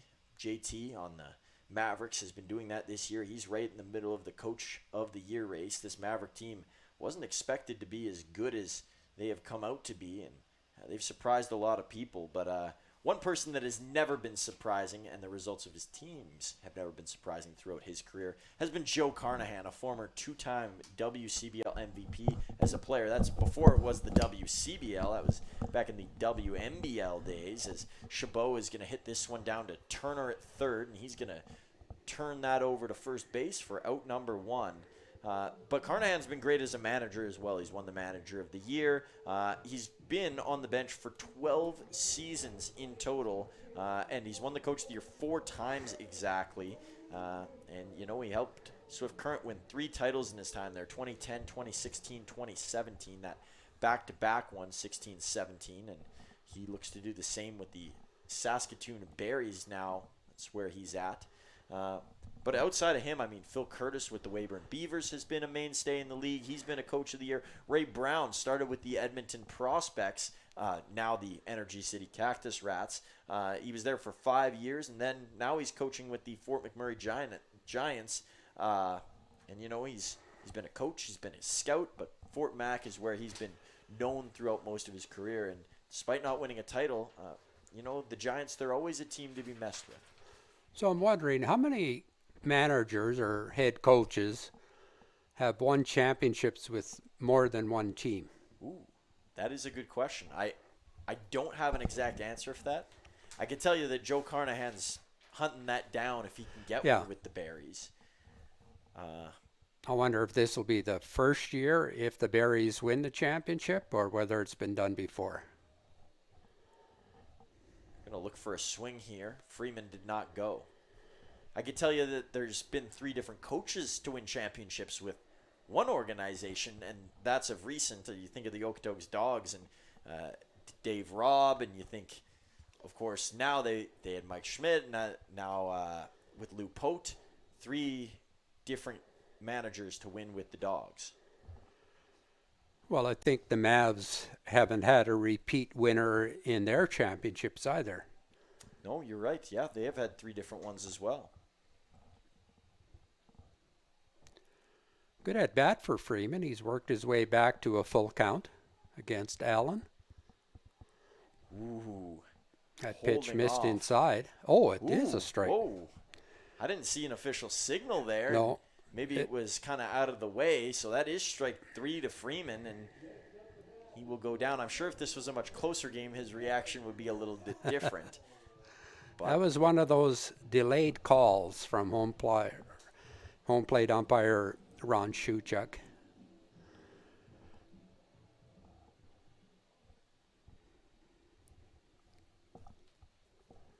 So here comes Aaron Volcano. Volcano is swinging a foul off there.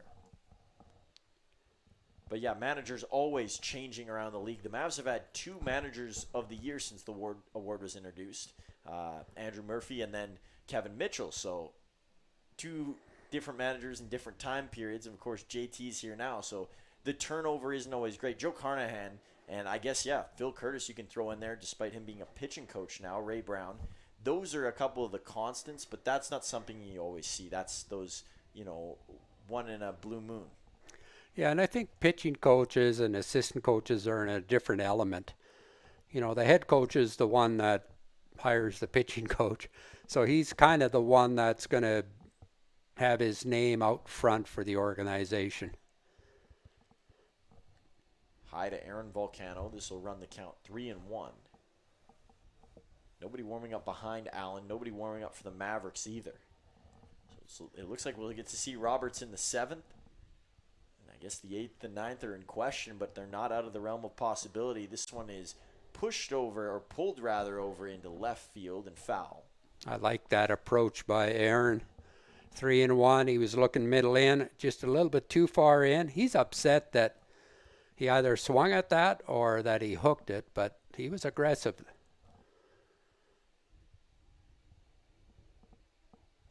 And he gets a walk out of it. Slinging the bat behind him, it'll send up Tyler Vanesti. Good at bat, Aaron.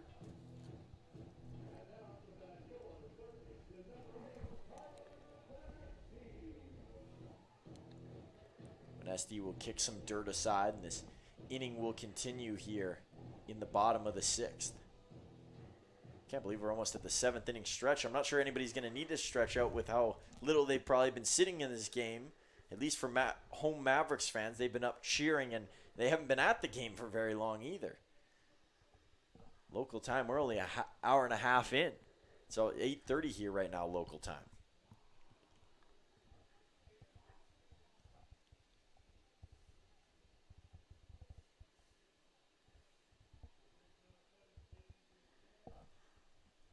Sticks to the dirt. Allen just looking for one more out.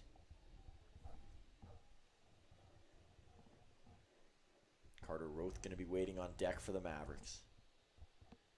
It's the Cal State San Bernardino product at the plate, and Tyler Vanesti.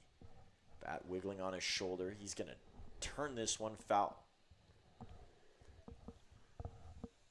Let's take a look at some of the other games happening in the WCBL tonight. As we mentioned off the top, lots of action going on. There's 3 other games. In Brooks, the Bombers beating the Regina Red Sox, and I'm sure for Mavericks fans listening, that is a big sign. Obviously, Regina only 2 games back of the Mavericks now in a close playoff race. And the Moose Jaw Miller Express, who are also a part of that race, they're down 2-1 in the bottom of the 6th right now against the Weyburn Beavers, who are trying to get into that last playoff spot. But boy, do they have some digging to do. And in the other side, this isn't good news for Bulls fans. 7-3, the Dogs lead the Berries. So it hasn't been a good night for the East Division, as that play is made by the shortstop in Spinoza, and Vanesti is out number 3. So it has been a tough night for Eastern Division teams, not named the Mavericks, who currently lead 7-0 in this one. And let's talk about a former Maverick while we have a chance, and a guy who's been in a lot of places around the league. You don't often see guys play for 3 teams, but Brett Getz, well, he's done that. He's a journeyman within the WCBL. Started his career off with Brooks. Didn't play a whole lot of games there. I'm surprised we even found a picture for this graphic of him, but he did spend time with the Bombers. Then he came to the Medicine Hat Mavericks, pitched last year, got into quite a few more games, but wasn't really a mainstay. And this year he has broken out and become a starter for the Bulls. 1-1 on the season, .270 ERA, 23 strikeouts, and he's recently been named a WCBL All-Star, a breakout campaign for a guy who knows the league well.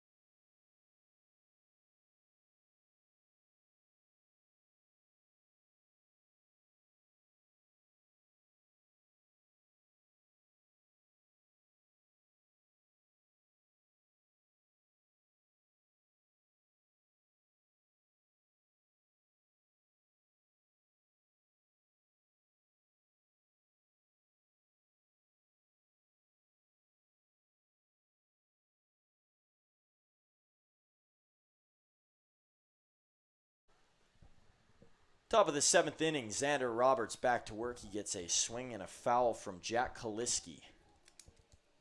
Kaliski's already had a bit of trouble with Roberts tonight, but so has the rest of his teammates in this Bulls lineup. Just 2 hits on the night. This is not the usual outcome for Lethbridge. It looks like we do have a body warming up behind Xander Roberts.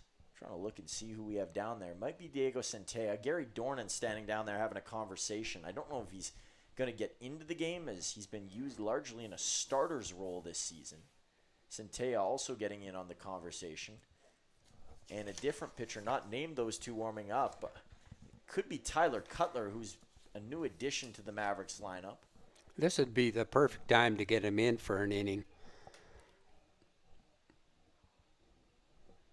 Ooh, right down the stripe for Roberts. I'm putting a hold on Kaliski. You know, that might be A.J. Dahl warming up down there as well. Is this one going to be hit to third? It's gathered up by Vanesti, and there's out number 1. Had Morrison leaning a little bit, but the play was converted. When Vanesti gets the ball in his glove, it's just like automatic. Yeah, it doesn't even look like he's thinking about it. It looks like he could do it with his eyes closed over on that side. And originally when Tyler started playing for the Mavericks, he was a shortstop. He even had a little bit of time at second base, but coming into his second year with the Mavericks, I think a lot of people thought that that's where he would stay. And it was a complete change when he ended up at third. And it opened up more playing time for Johnny Volcano, which then, especially last season, he started to capitalize on. And they've been a nice tandem ever since. Well, they do well at that left side of the infield. This one's going to be mashed over into center field. Long run for Freeman, and he makes another. It's not even surprising at this point. That was such a good catch. He makes it look so easy out there. Right out of the starting blocks, and I would not want to be chased down by Jeremy Freeman, whether I'm a hitter or I'm just a racer. I mean, put him in a track and field competition. He would smoke. If the league had a track and field competition, he'd smoke everybody. I mean, that is just such great speed. And we get the treat of seeing people like Thomas Soto come to town, especially over the past couple of years. And the Mavericks haven't had someone with speed like that until Jeremy Freeman entered the conversation. And he has shocked everybody here. Well, I looked at Andrechuk, who hit that ball. He rounded first, and then as he was passing the first base coach, he just shrugged his shoulders. I think he thought he had an easy double. Roberts going to get that one back in a 2-1 count. Is there a chance we still see him in the 8th if he gets a quick ground ball or a quick pop-up here? Yeah, I would think so. This is going to be a tricky play, and it is going to land fair. Right down the line. It'll just be one base, but it'll keep this thing going.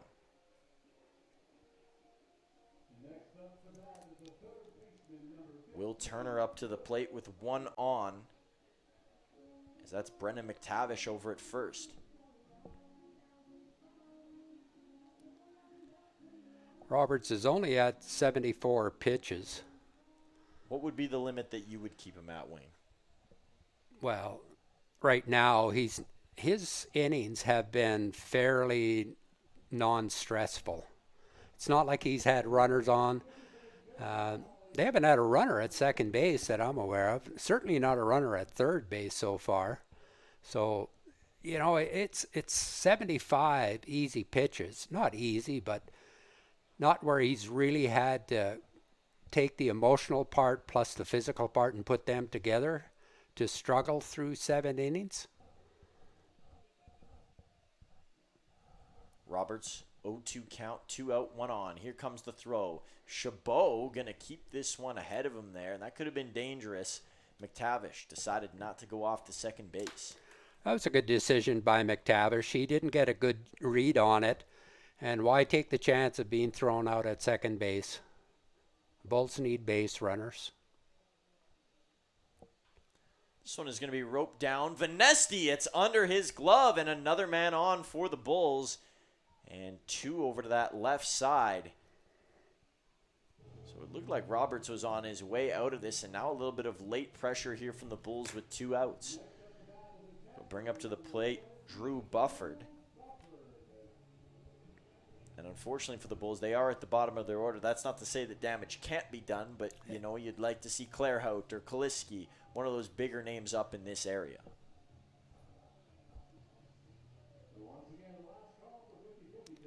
Well, now that play by Freeman in center field even looms a little larger. Roberts, that one had Chabot handcuffed. He still gets to it. So you were asking me about a pitch count, and, you know, it depends on the college. It depends on how Roberts is feeling. I would think that 8 innings would be good. If he gets a 7-0 lead, even after this inning, you know, he's had a great outing. You don't want to spoil it by trying to force one more out of him, and then things start to blow up. Well, we've had 2 off days, and we're going to have an off day during the All-Star break as well coming up. Roberts might not get that off day. He's missed 3 consecutive times here. He might be starting to wear out. Good call by Johnny Volcano coming in to talk to him. I think they might be given a little bit more time for the bullpen. That might have been JT signaling to Chabot and Volcano to go to the mound, give him a little breather.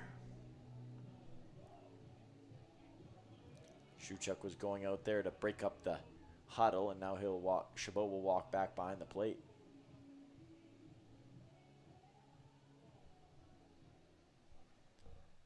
So 2 on, and the bases could be loaded here pretty soon if Roberts doesn't get reacquainted with the zone.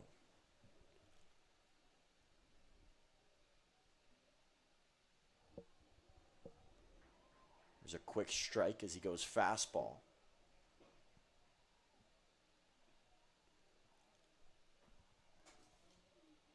You can see Diego Centella throwing against a wall, but I think it's AJ Dahl who's down there who's getting real ready. This one's going to be popped back, and working his way to a full count is Xander Roberts.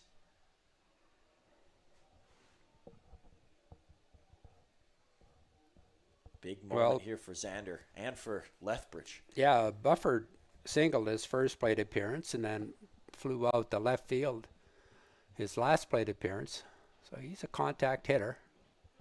And it doesn't get down. Roberts can't believe it as he hammers the middle of his glove. JT will come out and have a conversation with him. I don't assume that he will pull Xander, but he will calm him down perhaps. Well, that pitch was up in the zone, and I know Xander wanted it, but that's usually what happens when you start getting tired, your legs go, and you start throwing more with your arm, and then the pitchers get up in the zone.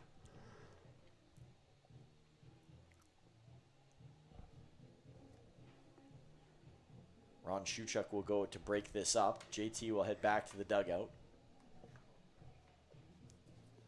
Now a battle here with J.C. Spinoza. Well, the Bulls can get right back in this with an extra base hit. They can score 3 runs.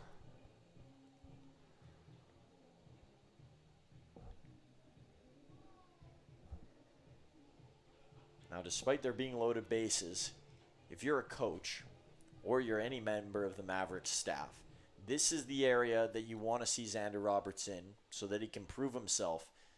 You know, you want the big moment for your player, and Roberts has that here. Maybe not ideal how he got into it, but the moment nonetheless is important for him to experience.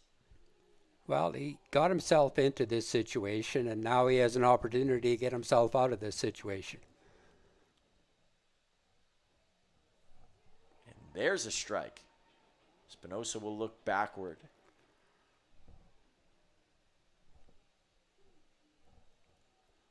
1-1. Here comes the throw. And that one is going to hit aside. Those noisemakers being clapped together here at Athletic Park. Well, they'll really go wild if he can get a strikeout or get out of the inning. Let's not be greedy. And did he go?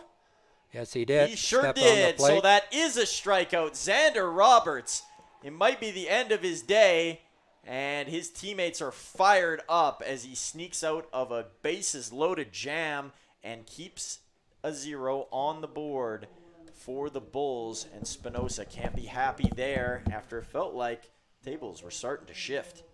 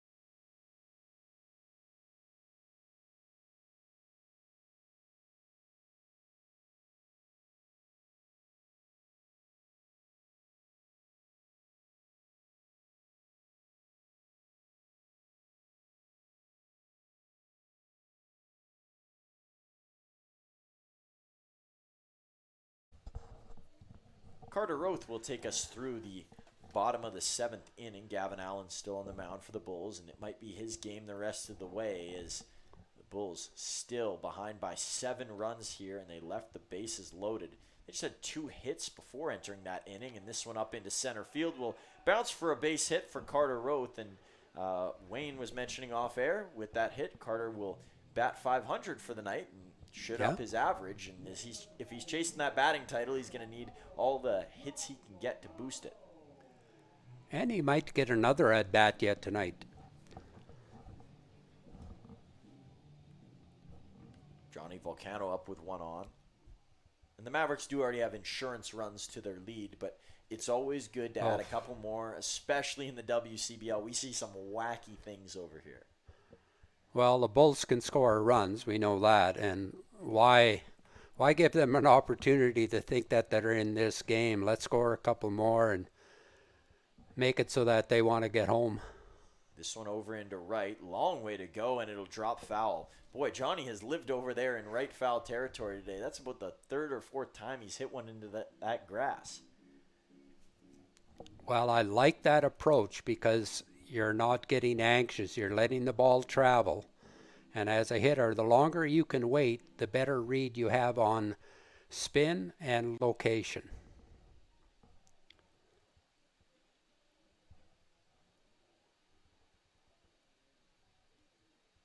Allen, long stare down. Here comes the pitch. It's going to miss. So he'll be behind in the count 2-1.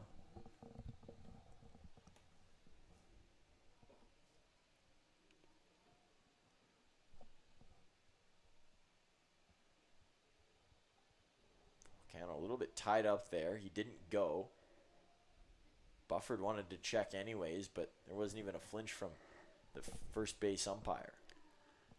Yeah, I think he pointed to the first base umpire and he had to check the third base umpire. Allen, a short throw over to first to check on Roth.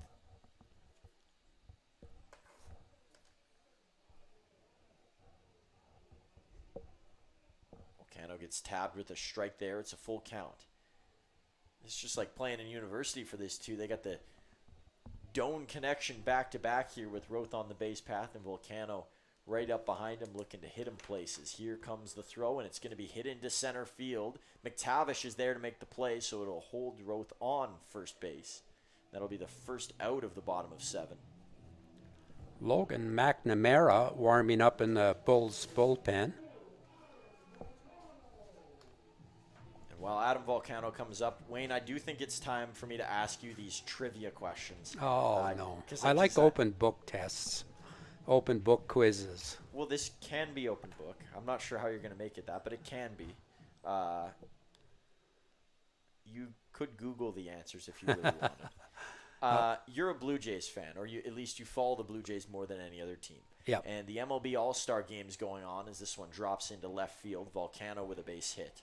So 2 on for the Mavs with just the 1 out. So I'm sure you're aware of maybe the Blue Jays that were selected for the game. What 2 Toronto Blue Jays were selected to represent them at the All-Star Game this season? This year, This year. Only this year. And there's part 2 Alejandro to this Kirk question. and Vladdy Guerrero Jr. Correct.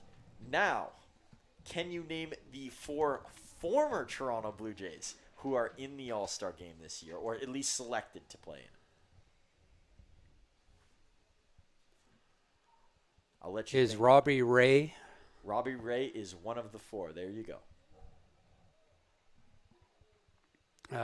Chapman Matt Chapman was not an All-Star this year. wasn't an all-star. There's 2 that are really hard. One that I think is more gettable. You got 3 pitchers. All the guys are pitchers. Of course, Ray you already named.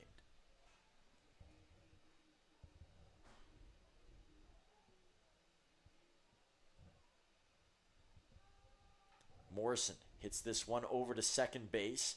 They're going to get it to short, and Morrison's going to get tagged down at first. And so that's a double play that will conclude the bottom of 7, and we'll head up to the top of the 8th. And while we head up there, we'll have a word from one of our sponsors, and Wayne will continue to think about who those other 3 pitchers are that were former Jays that are in the All-Star Game in 2025.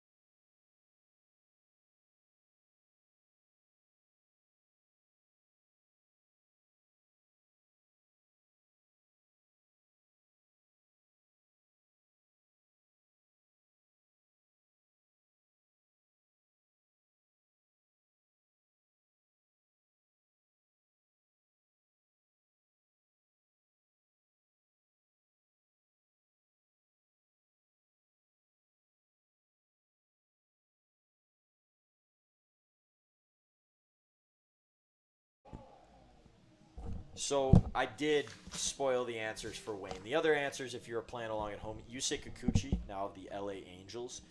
Jason Adam, now of the San Diego Padres, but mostly known for being a Tampa Bay Ray prior. And Matthew Boyd, who's mostly known for being a Detroit Tiger, but he started his career with the Toronto Blue Jays, fun fact.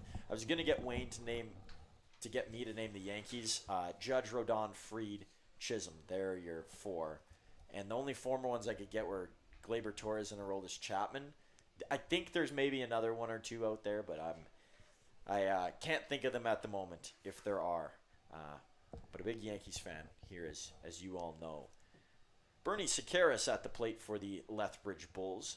Good spot in their lineup for the Bulls if they are going to string together a pushback here. A.J. Dahl now on the mound for the Mavericks in what will be his last appearance donning the red and white this season.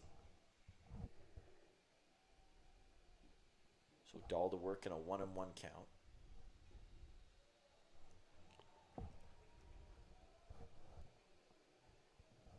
And a note about Dahl, I know we mentioned this a couple weeks ago, but he's going to North Dakota State. It was announced on his Instagram that he's going there. Max Hudlow did the design for his posting that he was going to go there. So cool of Max to do that. It's Sakaris with a little shielder over into left field, and it's down for a base hit. And he's not the only person heading off to North Dakota State next year. Seamus Ryan, excellent young pitcher for the Bulls. He's been shut down for the year. And he's going to North Dakota State. They had him on a limit, so he is now going there. So him and Dahl will be teammates in the Because near he just future. pitched lately, Seamus Ryan. He's from Vauxhall Baseball Academy. North Dakota State, I guess, close ties with the WCBL. We always see a couple of schools as almost feeder schools, but I guess the WCBL feeding into them now. Dahl will hit there for a strike.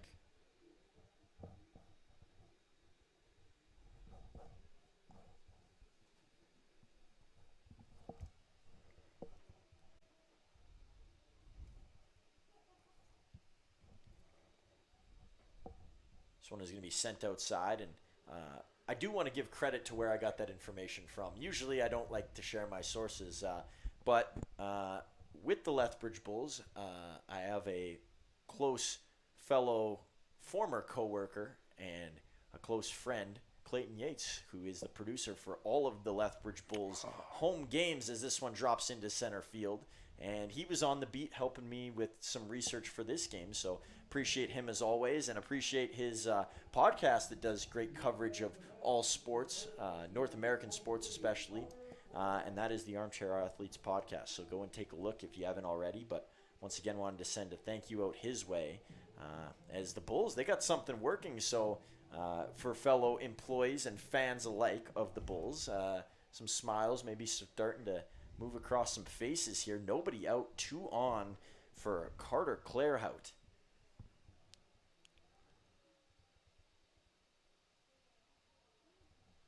Dahl misses there. Nobody warming up behind Dahl. We saw some stretching going on from Diego Centella. 2 hits, but neither ball was hit hard. They just floated over the infield and landed in front of the outfielders. It sort of looked like the Moose Jaw game from a few nights ago. As long as you make contact, it's probably going to end up in play. And the Miller Express have been executing that game plan well for years. That's not to say that they're not good hitters or anything like that, but they're really good at finding green spots on the field.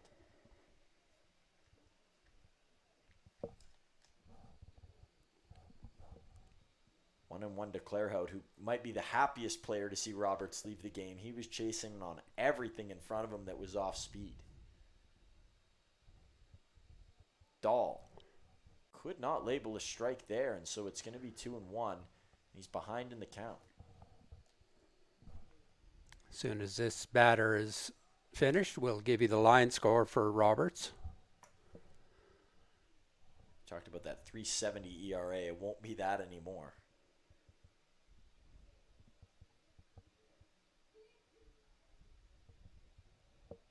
Dahl. His count is now 3-1, and the bases might be back loaded for the second time in 2 innings.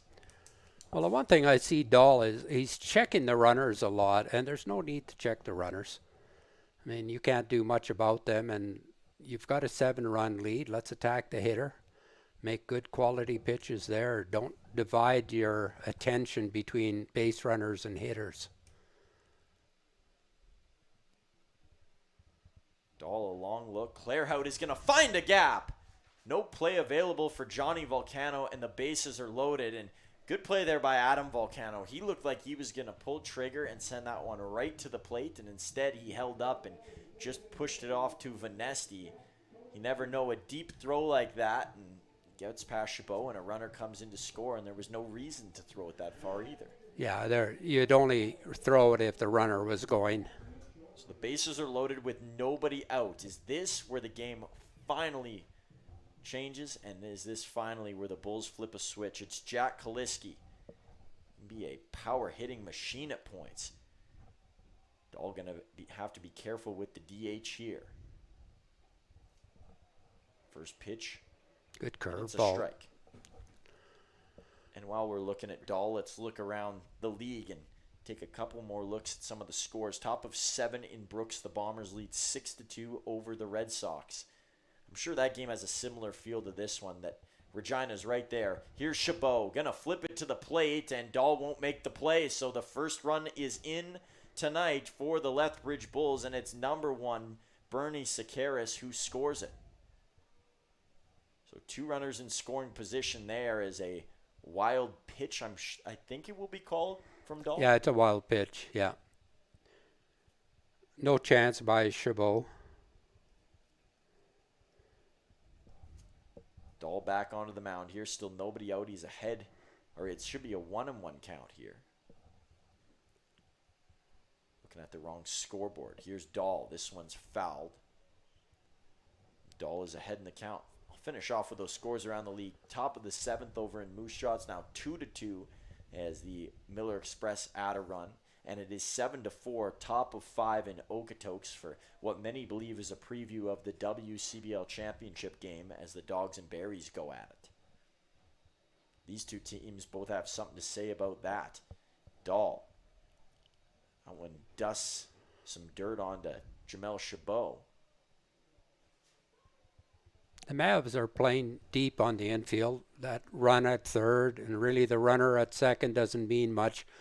They just need to get outs, 6 outs.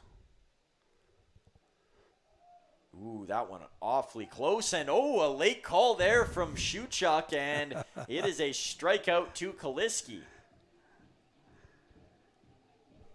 And Shuchuk's call is very in front of his body, so oftentimes you can't see it. And I guess if I was looking at the center field camera, I would have been able to, but from this back look, it's almost impossible. Yeah, it takes him a little while to get that strikeout motor running, and then all of a sudden it kicks in at the very end.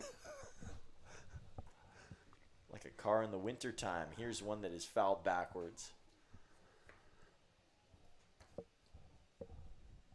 Speaking of cars, that one might have been labeled for one as it skidded off into the parking lot. So one thing about Athletic Park, when you come here, you got to know that there's danger for your automobile. Had someone come in with an RV and they go, "We have a big object. Where can it not get hit?" And I directed them towards the Medicine Hat Arena. A little protection on that side. They're announcing the 50-50. Wayne right to it, and he throws it in anger. A disappointed look on Wayne Slosher's face as once again he comes up short in an effort to win the 50-50. Yeah, I don't even get to first base. Another one fouled off.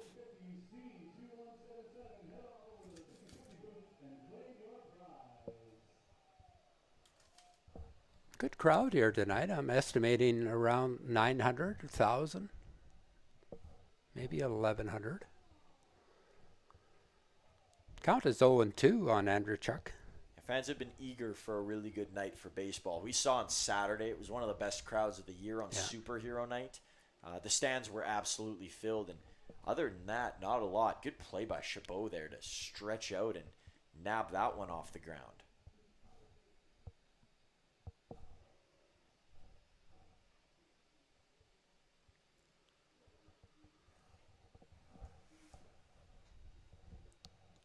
Dahl having to work this inning after those 2 little flare hits over the infield. That one had some turn on it, but it doesn't get down for a strike. Yeah, it was just up in the zone. It's 2-2. Some patience being shown here from Andrechik and all the Bulls hitters in this inning at least. I think I'd throw that curveball again, just get it to bounce. Oh, he threw it again, but way outside. Yeah, if it didn't get Chabot moving, he might have had a better chance to get a swing. But Andrechik will stay put. Well, he doesn't need the strikeout. He just needs a ground ball.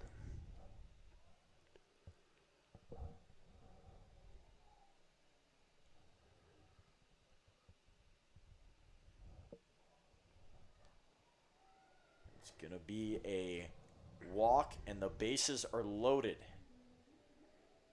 Keeping a watch on JT here. And he's telling Diego Centella to warm up right now. And there's going to be a meeting. The infield's going to collide in here on A.J. Dahl and have a quick note with him. Well, if Centella was throwing before, it won't take him long to warm up.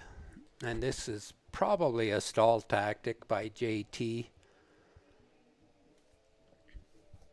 So in a bases loaded situation, you're fine with giving up the 1 run over at third. You just want to make sure that all 3 don't get in, especially in a ball game that if everybody gets in, including the player at the plate, which is about to be Brendan McTavish, you're looking at a ball game that is now 7-5, and that's gettable in a 9th inning and maybe still in this inning. So they've got Dahl right where they want him, and for a game that was so far out of reach for the Bulls, there is something moving now, and a storm has started to roll in.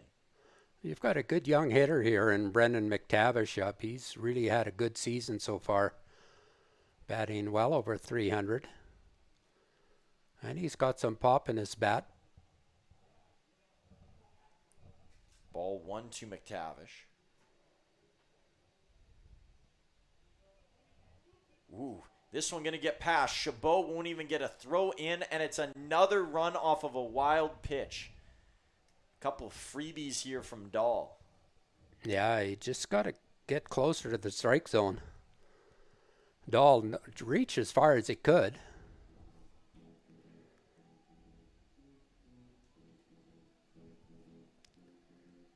Count is 2-0, so bases might be loaded once again.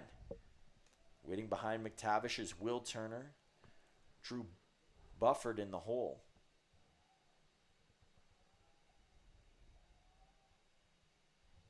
Swing and a miss there from McTavish.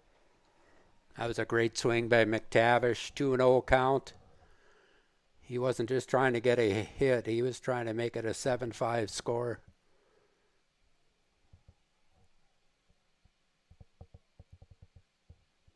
Ooh. One right at the knees of McTavish, and I mean right at the knees.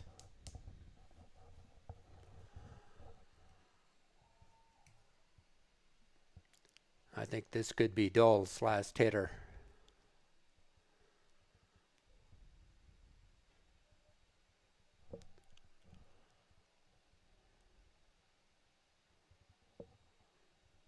And it's a walk. And that walk will walk JT out to the mound, and that will do it for A.J. Dahl. So his Maverick tenure comes to a close, and in not so fancy way, as JT will put an end to his night here, and we will see Diego Centella, who gets ready to try and find 5 outs and keep this Mavs lead intact. More specifically, he needs 2 outs in this inning to hold the base runners who will be behind them, all belonging to A.J. Dahl.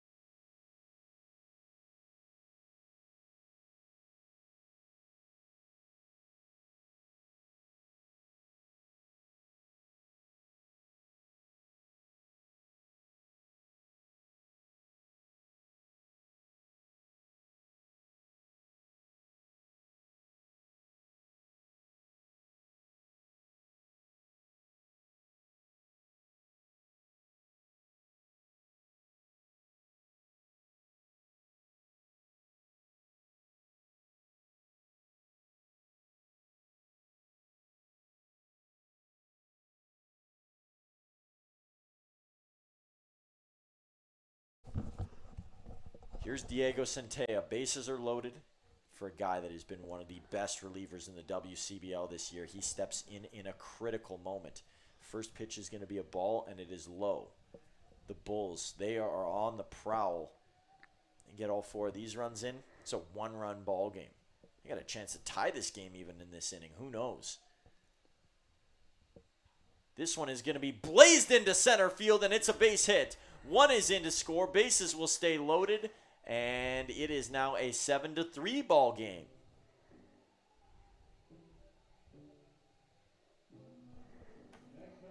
Yeah, the Bulls, they're just starting to push the door open a little wider each opportunity they get. And as we said, there's no lead safe in the WCBL, nor here at Athletic Park. You can be up 7 or behind 7, and you have that one good inning, you put up the big crooked number, and you're right in the game. And the tying run comes to the plate now. Centella, that's ball 1. Drew Bufford. Is it his turn to have a big moment? Still just the 1 out here for the Mavs. They're never going to want to wear these jerseys again if they don't come away with a win in this game.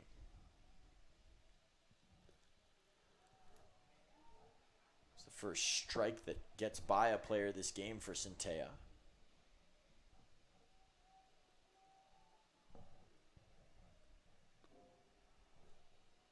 Well, you want to keep the fans here, don't you? So you got to make the game interesting. This is what baseball is about. You want games like this.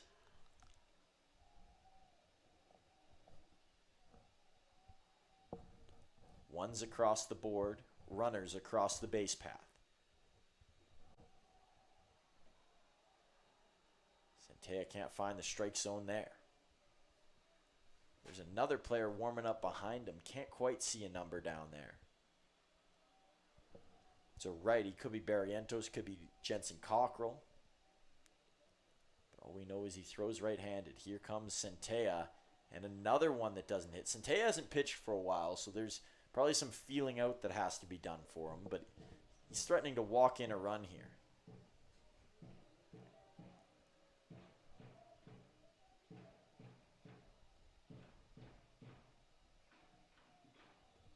Swing and a miss as he blows it past him. A key strike there from Diego.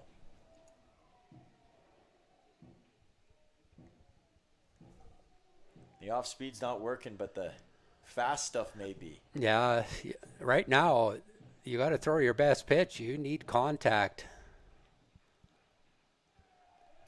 And it is going to be a walk from Centella, another run in to score for the Bulls, and it is now a 7-4 ball game.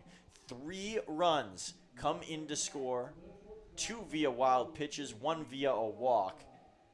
That is not something you want to see, and the Mavericks staff must not be happy with those results, especially for a pitching staff that has been so good lately.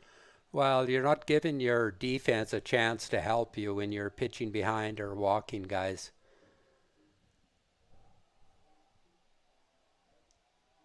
There's ball 1. Chabot calling for a new ball. Who'll get it from Shuchuk. Well, this is the 9th batter that's come to the plate this inning, and they're going to be at the top of their order.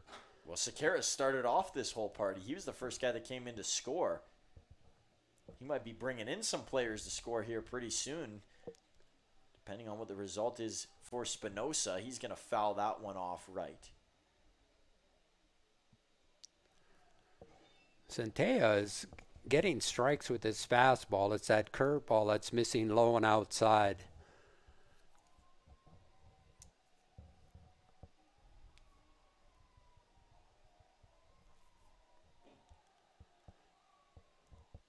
Ooh, good play there. Off his mask, Chabot was down in the dirt.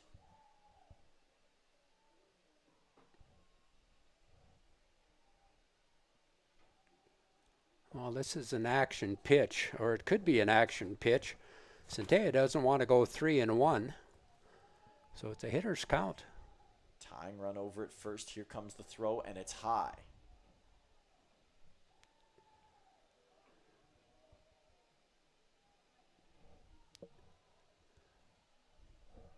Boy, the wheels are starting to fall off this inning. Fatigue at its finest out there.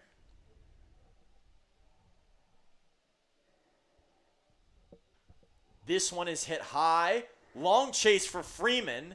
And he's going to make the play near the warning track. That'll score one for sure. It is a 2-run ball game. Runner will advance to third as well. And recovering the ball is Evan Morrison, who's near the pitcher's mound. I like that Freeman threw that ball into second earlier in the year, and other players might just end up trying to throw the runner tagging at second and going to third, but you've got to keep that runner on first base off of second. So he's a tying run. And good play by Morrison and Roth at the end there to tap second anyways. Just make sure that if he didn't tag, that would have been an out, but he indeed did. So runners are on the corners, tying run over at first. And the leading run for Sakaris, he could be that. He's at the plate. 2 outs here. Centella, that one looked dangerous off the bat, but stays inside the park, and he's probably thankful for it. We're going to cross up Chabot a bit. He uses his shoulder there, and it's ball 1.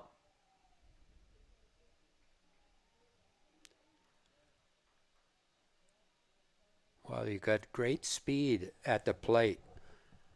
So a ground ball, you're going to have to feel it and get it in the air quickly if you want to get Sakaris.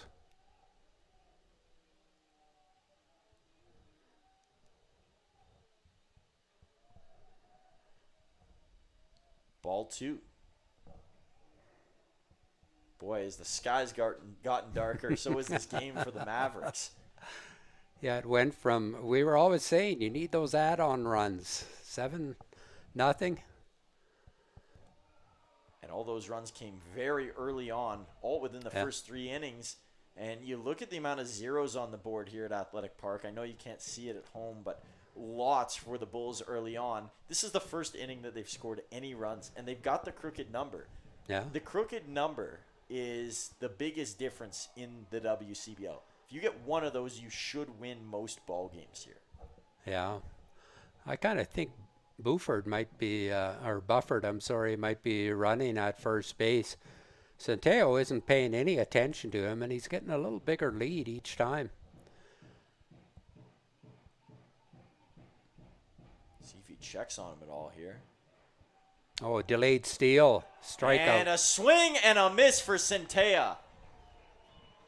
A furious walk off the mound, and he gestured something back the other way at the very end of that. I'm not sure who it was to, but there was a chirp thrown out by Centella at the very end, and it looks like an umpire's pointing towards him. It looks like the third base umpire might be saying something about it. I'm not sure what was said. Yeah, there's some chirping going on there, but you know what? Let's just play baseball. We got a 2-run lead. And I'm not sure if they just threw somebody out of the game or not. Yeah, they're pulling somebody out of there. Well, they're pulling the ball boy out of there. I don't think he was throwing any chirps.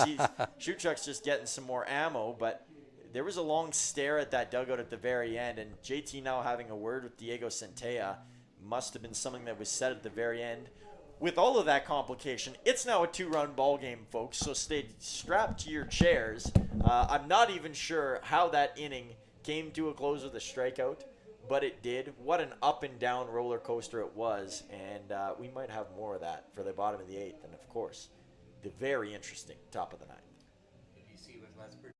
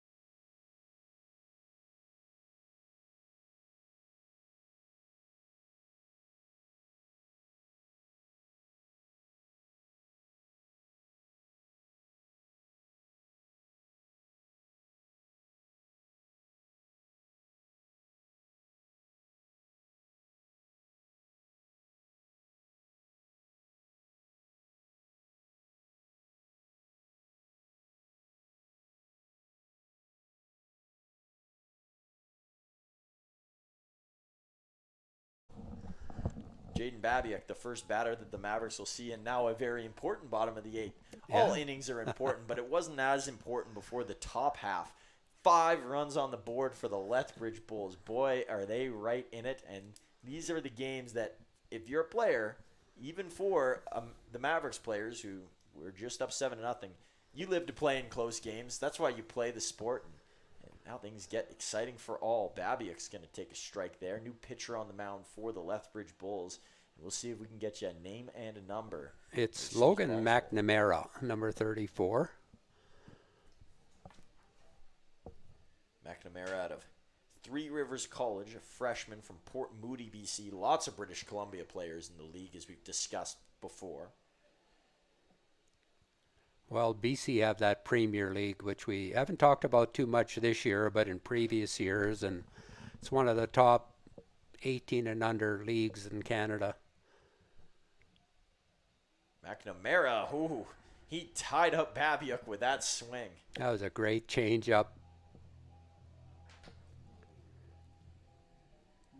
Bring up to the plate Jamel Chabot, and I mean, the Bulls get the Mavericks in a good part in their order. They get them in the last 2 spots. Yes, you're going to have to go through Freeman and maybe Aaron Volcano, but getting the bottom of the order in a game that you're coming back in is a positive. Well, both teams are going to have the top of the order for the bottom of the 9th, or for the 9th inning. Lethbridge are going to have 2, 3, 4 up, and Medicine Hat potentially 2, 3, 4, depending on what happens. And taking a look down to the bullpen, I think that could be Luke Barrientos who's getting warm. He came in the other night against Moose Jaw. And he actually didn't pitch that bad against Moose Jaw. I know there were runs scored, but I don't think any of them were earned off of him in that game, if I can remember correctly.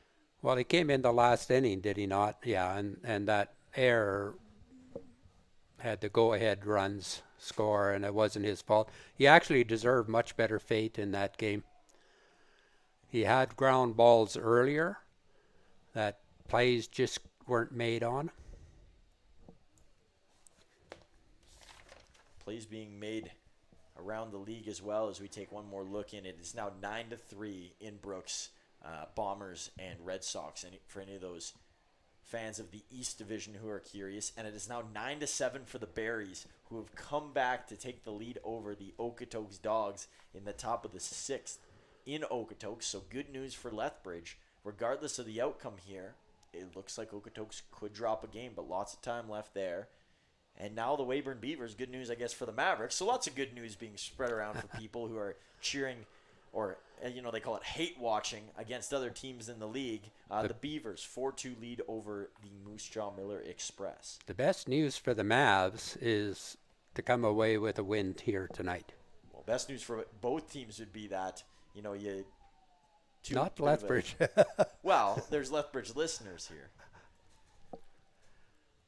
Yeah, if Lethbridge wins, that's a big feather in their cap.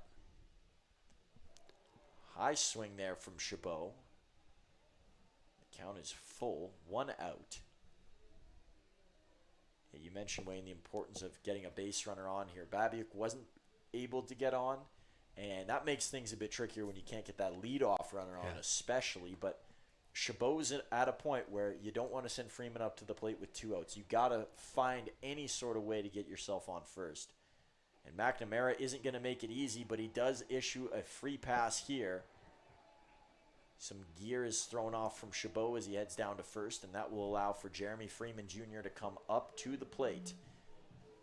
Hits in this game 12-8 in favor of the Mavericks, but for a majority of this game, the Bulls only had 2 hits against Xander Roberts. And since he left the game, between Dahl and Centella, 6 hits have been given up. Yeah, they didn't get much at all off of Roberts.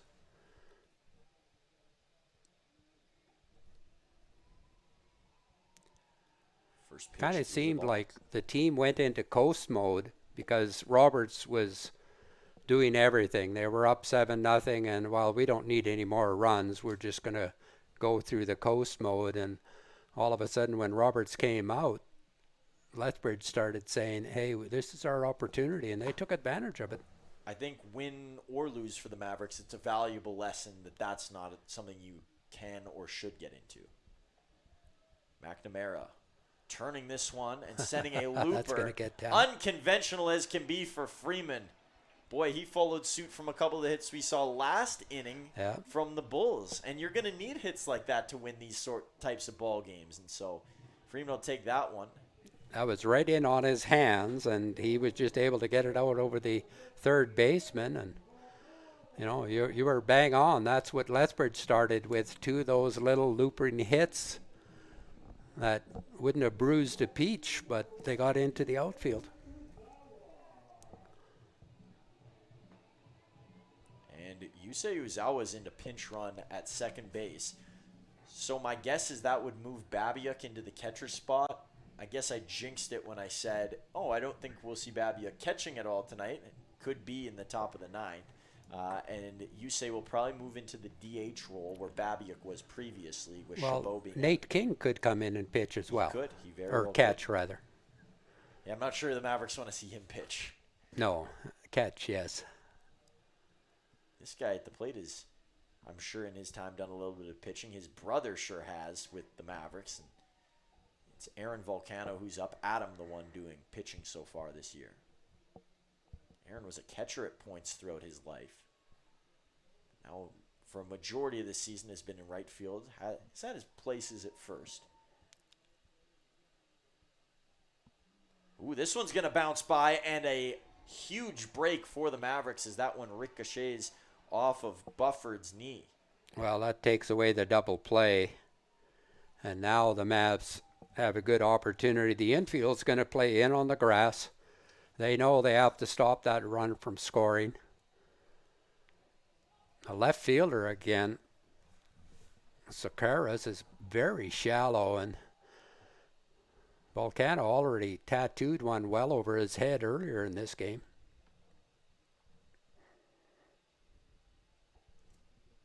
McNamara having a tough time finding the strike zone again after striking out Babiuk. They're not giving Volcano any fastballs. It seems all curveballs right now. And they might be satisfied just to put him on first base, too, if he doesn't chase. Then they've got bases loaded. And you got to see Tyler Vanesti, though. That's another problem. Volcano. That one is put foul. He had his pitch. He'll take a full circle around the plate.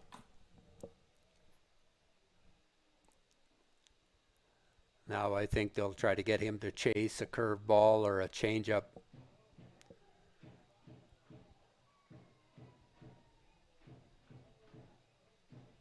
McNamara, here comes the pitch, and it is fouled aside. Oh, they came back with a fastball. That one located real well. It was low and yeah, good piece of hitting by Volcano. Just foul that off, blowing away pitch. You can't do much with that, but you don't want to get called out on it either.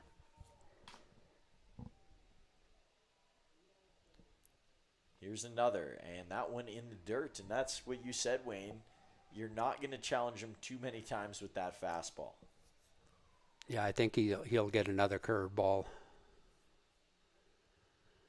We've saw Aaron once before on a game not too long ago where they kept throwing him curveballs, and then he just waited and hammered one.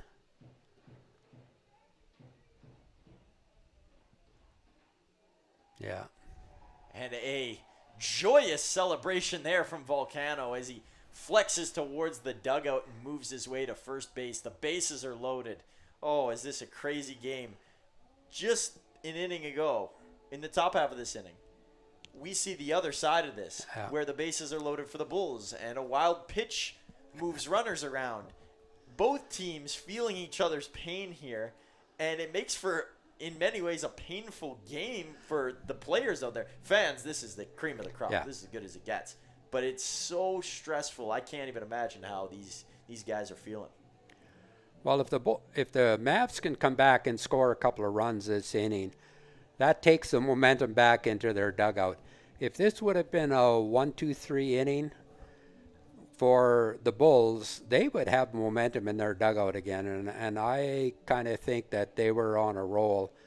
And kudos to the Mavs. They've had some good at-bats, and they've gotten themselves into a position where they can have some add-on runs, and that's exactly what they need. Couldn't be a better place in their lineup, too. Tyler Venesti, maybe Carter Roth, superstars of the Mavericks group, and wanted to kind of revisit a game from before when the Mavericks had a comeback of their own against the Regina Red Sox, and it was a 7-0 game. And all the players said once we got to 4 or 5, we weren't sure that we were going to win, or we weren't sure what the outcome was going to be, or how it was going to go, or what it was going to look like, and we weren't sure how much energy we were going to have. We just knew that the Red Sox didn't have any left because we had changed the complexion of the game, and they were starting to panic. And the Mavericks almost got themselves into that situation here, and the Bulls had them right where they wanted them. It wasn't more so that the Bulls were probably worried about losing the game now, at least in the last inning. They were just worried about putting some pressure on, and they did. Now you got the pressure of losing a handle on all the work you've just done.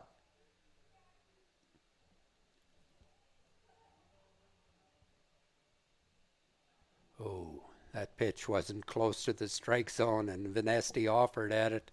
It's not a typical Tyler Venesti swing. No, got a little over anxious. Yeah, sometimes when you get down a lot, like the Bulls were, and you fight to come back, you have to ask how much energy did they expend to get close, and then all of a sudden the Mavs pull away again. Venesti, a swing and a miss, and that's a strikeout. That was a great change-up. Great change-up by McNamara. If McNamara can get out of a bases-loaded jam, that pulls all of that right back into the Bulls' favor. Yeah, it does. What a time for all Carter Roth. Venesti needed to do there was to hit the ball in the air or hit it up the middle, because the infield was playing back. The corners were in, but Venesti had to make contact. And unfortunately, McNamara had him set up for that changeup, but he chased that pitch way outside, which was unusual. And you never want to overhype a situation. But what Carter Roth experienced a night ago is something no baseball player wants to experience on the diamond. Two plays that he would like to have back. A game later, and he's got a chance to drive in some runs and, in many ways, get his team closer to securing it. Could be the difference. This is the opportunity, and he doesn't want to let this one slip by. This is the count he wants, 2-0. Again, he just has to make sure he's not going to chase something that isn't something he can hit hard somewhere. McNamara, here comes the pitch, and a swing and a foul off there by Roth.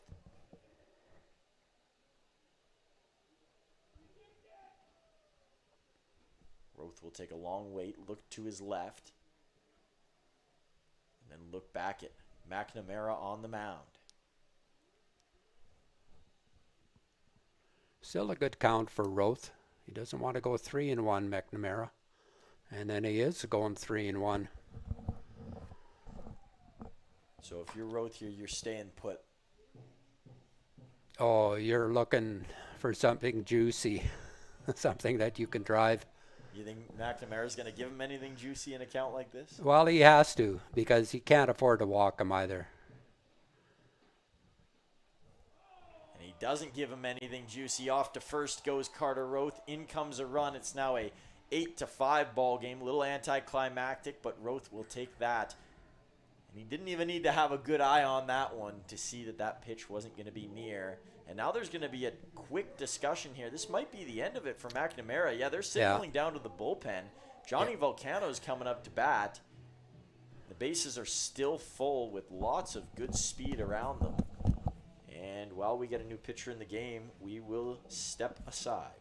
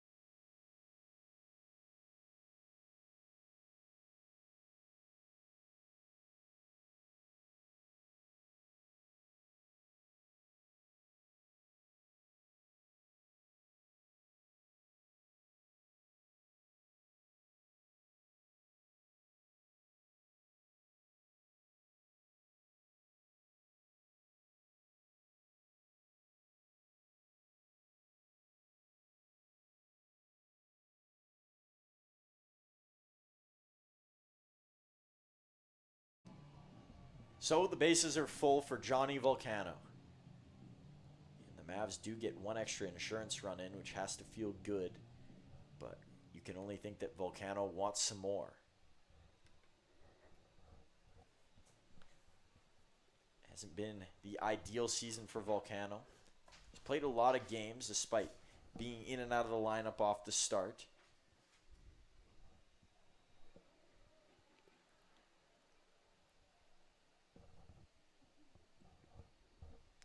Johnny's been spraying the ball tonight to the right side. He hit a double up the left center gap in the outfield. A new pitcher on the mound for the Lethbridge Bulls. It's Adrian Marquez. And Marquez can't leave his mark on the strike zone quite yet. It is 2-0. Yeah, big, tall right-hander. He's got a good fastball from what we're seeing.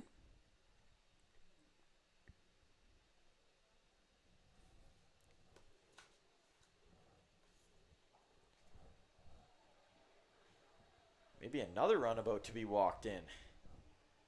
Well, I have the count as 2-1. I think that second pitch was a called strike. Let's see what Shuchuk puts up. He hasn't shown any number signal yet. Guess we'll see by the reaction from Volcano. That's a strike there. No debate about it. Well, let's see if he tells us what the count is. Nope.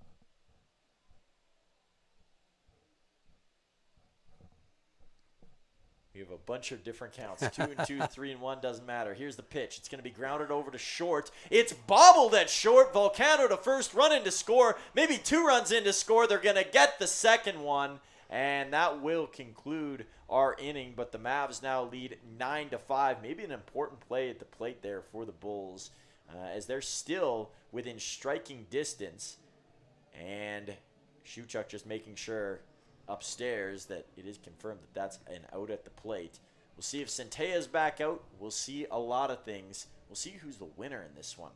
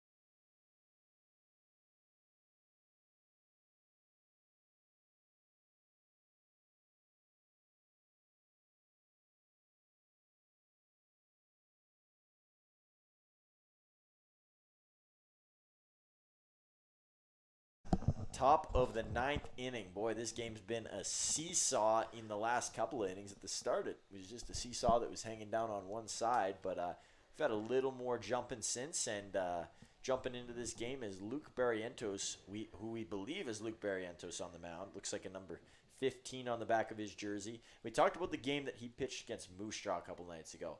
Other than some unfortunate errors in other areas that he couldn't control, he had his stuff going that night. And you hope, if you're the Mavs in this one, that he continues to have the stuff and picks right back up where he left off. Looking to pick up a couple of runs here are the Bulls. They trail by 4, but we just saw them put up 5 in an inning, so it's possible. Wow. I don't know where that pitch missed, but looked like it was right there.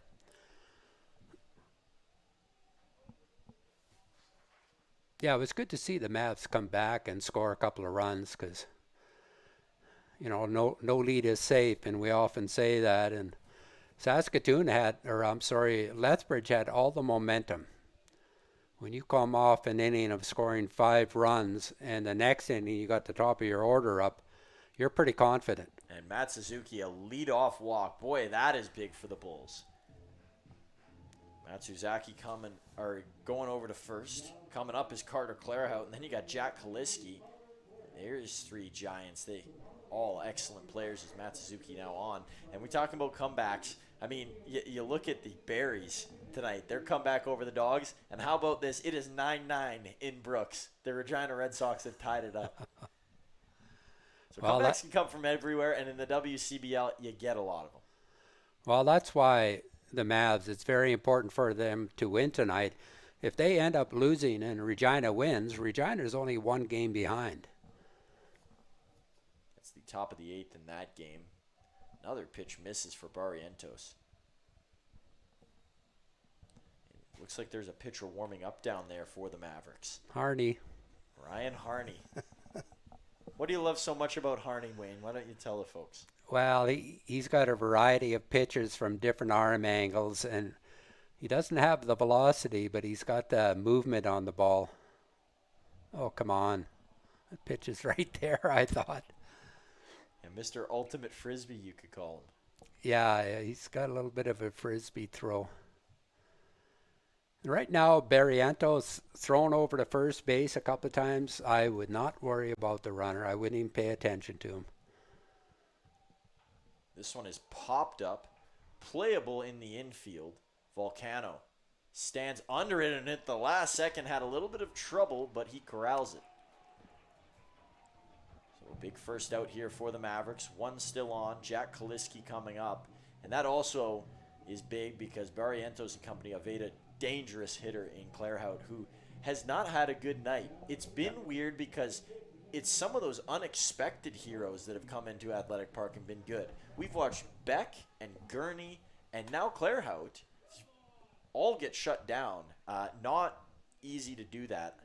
I think one of the only stars that's had success is that one from Kaliski is put into left field is Jackson Searing. He tore apart this place when Regina was here. So 2 on now for the Bulls.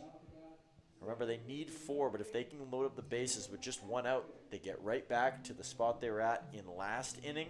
And you know they're going to be even hungrier to convert, knowing that they missed out just the time before. 2 behind Barrientos, looking for 2 more outs as the Mavs look to get rid of the losing streak at home. It's not really a streak, it's just 1 loss in a row. But they haven't lost at home at all this year, so it's always stunning when they do lose one. Just 4 home losses this season. And all 4 have come to East Division teams, and all 4 have come to teams that are in the playoff race. 1 to Regina, 2 to Sask, and the most recent one to Moose Jaw. And they also are yet to lose a game against a West Division team at home. Barrientos down the stripe. There is a strike. 1-2 the count. Kaliski over on first and Andrzejczyk at the plate. McTavish on deck. He's got a hit tonight.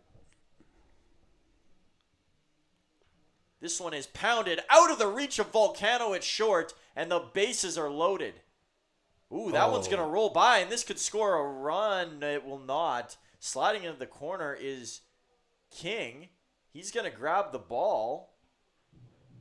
And I guess we're just finding out because his helmet came off that it is Nate King in the game. King showing Shuchuk the ball there, hoping that he wouldn't rule that it got in a crack and that the runner would come in. I'm assuming that that's why he was showing that he had it. Yeah, I'm not exactly sure. I just think he wanted to show that he had the ball.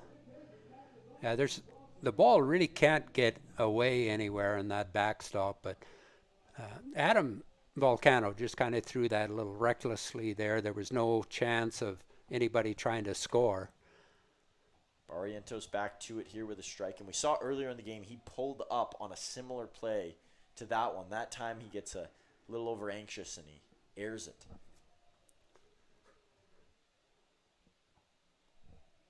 Trying to pick a spot there was Barrientos, and he won't hit. Well, we're in trouble. Tying run is at the plate, and McTavish has got some pop in his bat. One big fly, and this game is tied. One flies quite far past for a ball. And if you're Barrientos, you don't want to get to a position where you're walking in runs. Well, that happened last inning. We had 3 walks after 2 soft hits, and that blew the door open. McTavish, that one squirrels wide. And you know, when Lethbridge is down 7-0, when they get to the 8th inning, I'm sure that they would be happy if in the 9th inning they could bring the tying run to the plate. And that's exactly what position they're in. So good comeback for them. Barrientos, leg kick. Here's the dealing, and he gets McTavish. Ooh. That pitch looked high and outside. McTavish has an argument. I don't blame him at all. He takes a couple of chirps towards home plate, and yeah, we're not umpires ourselves, no. But McTavish, you can side with him on that one. There's a real cause for it. It may not have changed the outcome, but it didn't give McTavish a chance by taking the bat out of his hand. Barrientos right back into that zone as he hits Turner with a strike.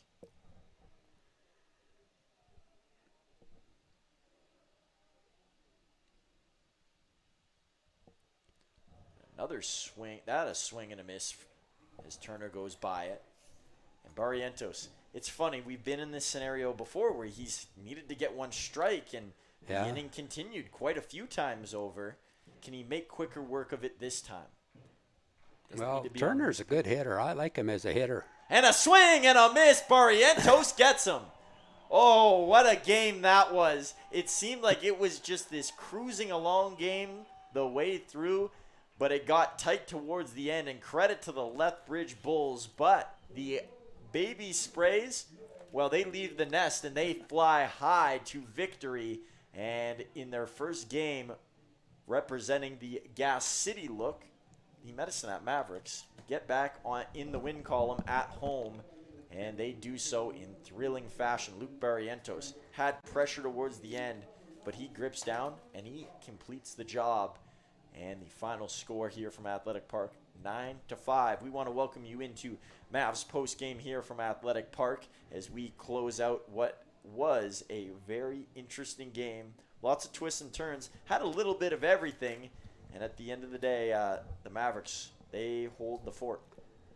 Yeah, it was looked like it was going to be a runaway when the Mavs went up 7-0, especially with Xander Roberts on the plate. He was just unhittable and cruising along into the 7th inning. And then, you know, a change was made, and Lethbridge took the opportunity. They got a couple of easy, I would say, soft hits to start off the 8th inning, and then the Mavs pitching couldn't hold up. There was 3 walks, and pretty soon before you looked up, it was a 7-5 ball game. Kudos to the Mavs for coming back and having those add-on runs in the bottom of the 8th. Xander Roberts, outstanding game. Adam Volcano gets overlooked a little bit. He was 3 for 4 tonight. He was on base 4 times, and you know, every time the Mavs seemed to needed somebody, he'd come up and he'd get on base. So I thought he had a great game offensively tonight. Yeah, Adam Volcano was excellent. And for the Bulls, it took a while for that offense to get going, and they didn't get the start that they wanted out of Hagman. He couldn't find the strike zone for most of the game, and when he did, the Mavericks just put it right back in his face. And it took until the latter half. And then some of those guys that you'd expect to come alive, Matt Suzuki gets on a couple of times. The bottom half of the lineup works real well, and Sakaris was their standout guy. Bernie Sakaris is making a name for himself right now.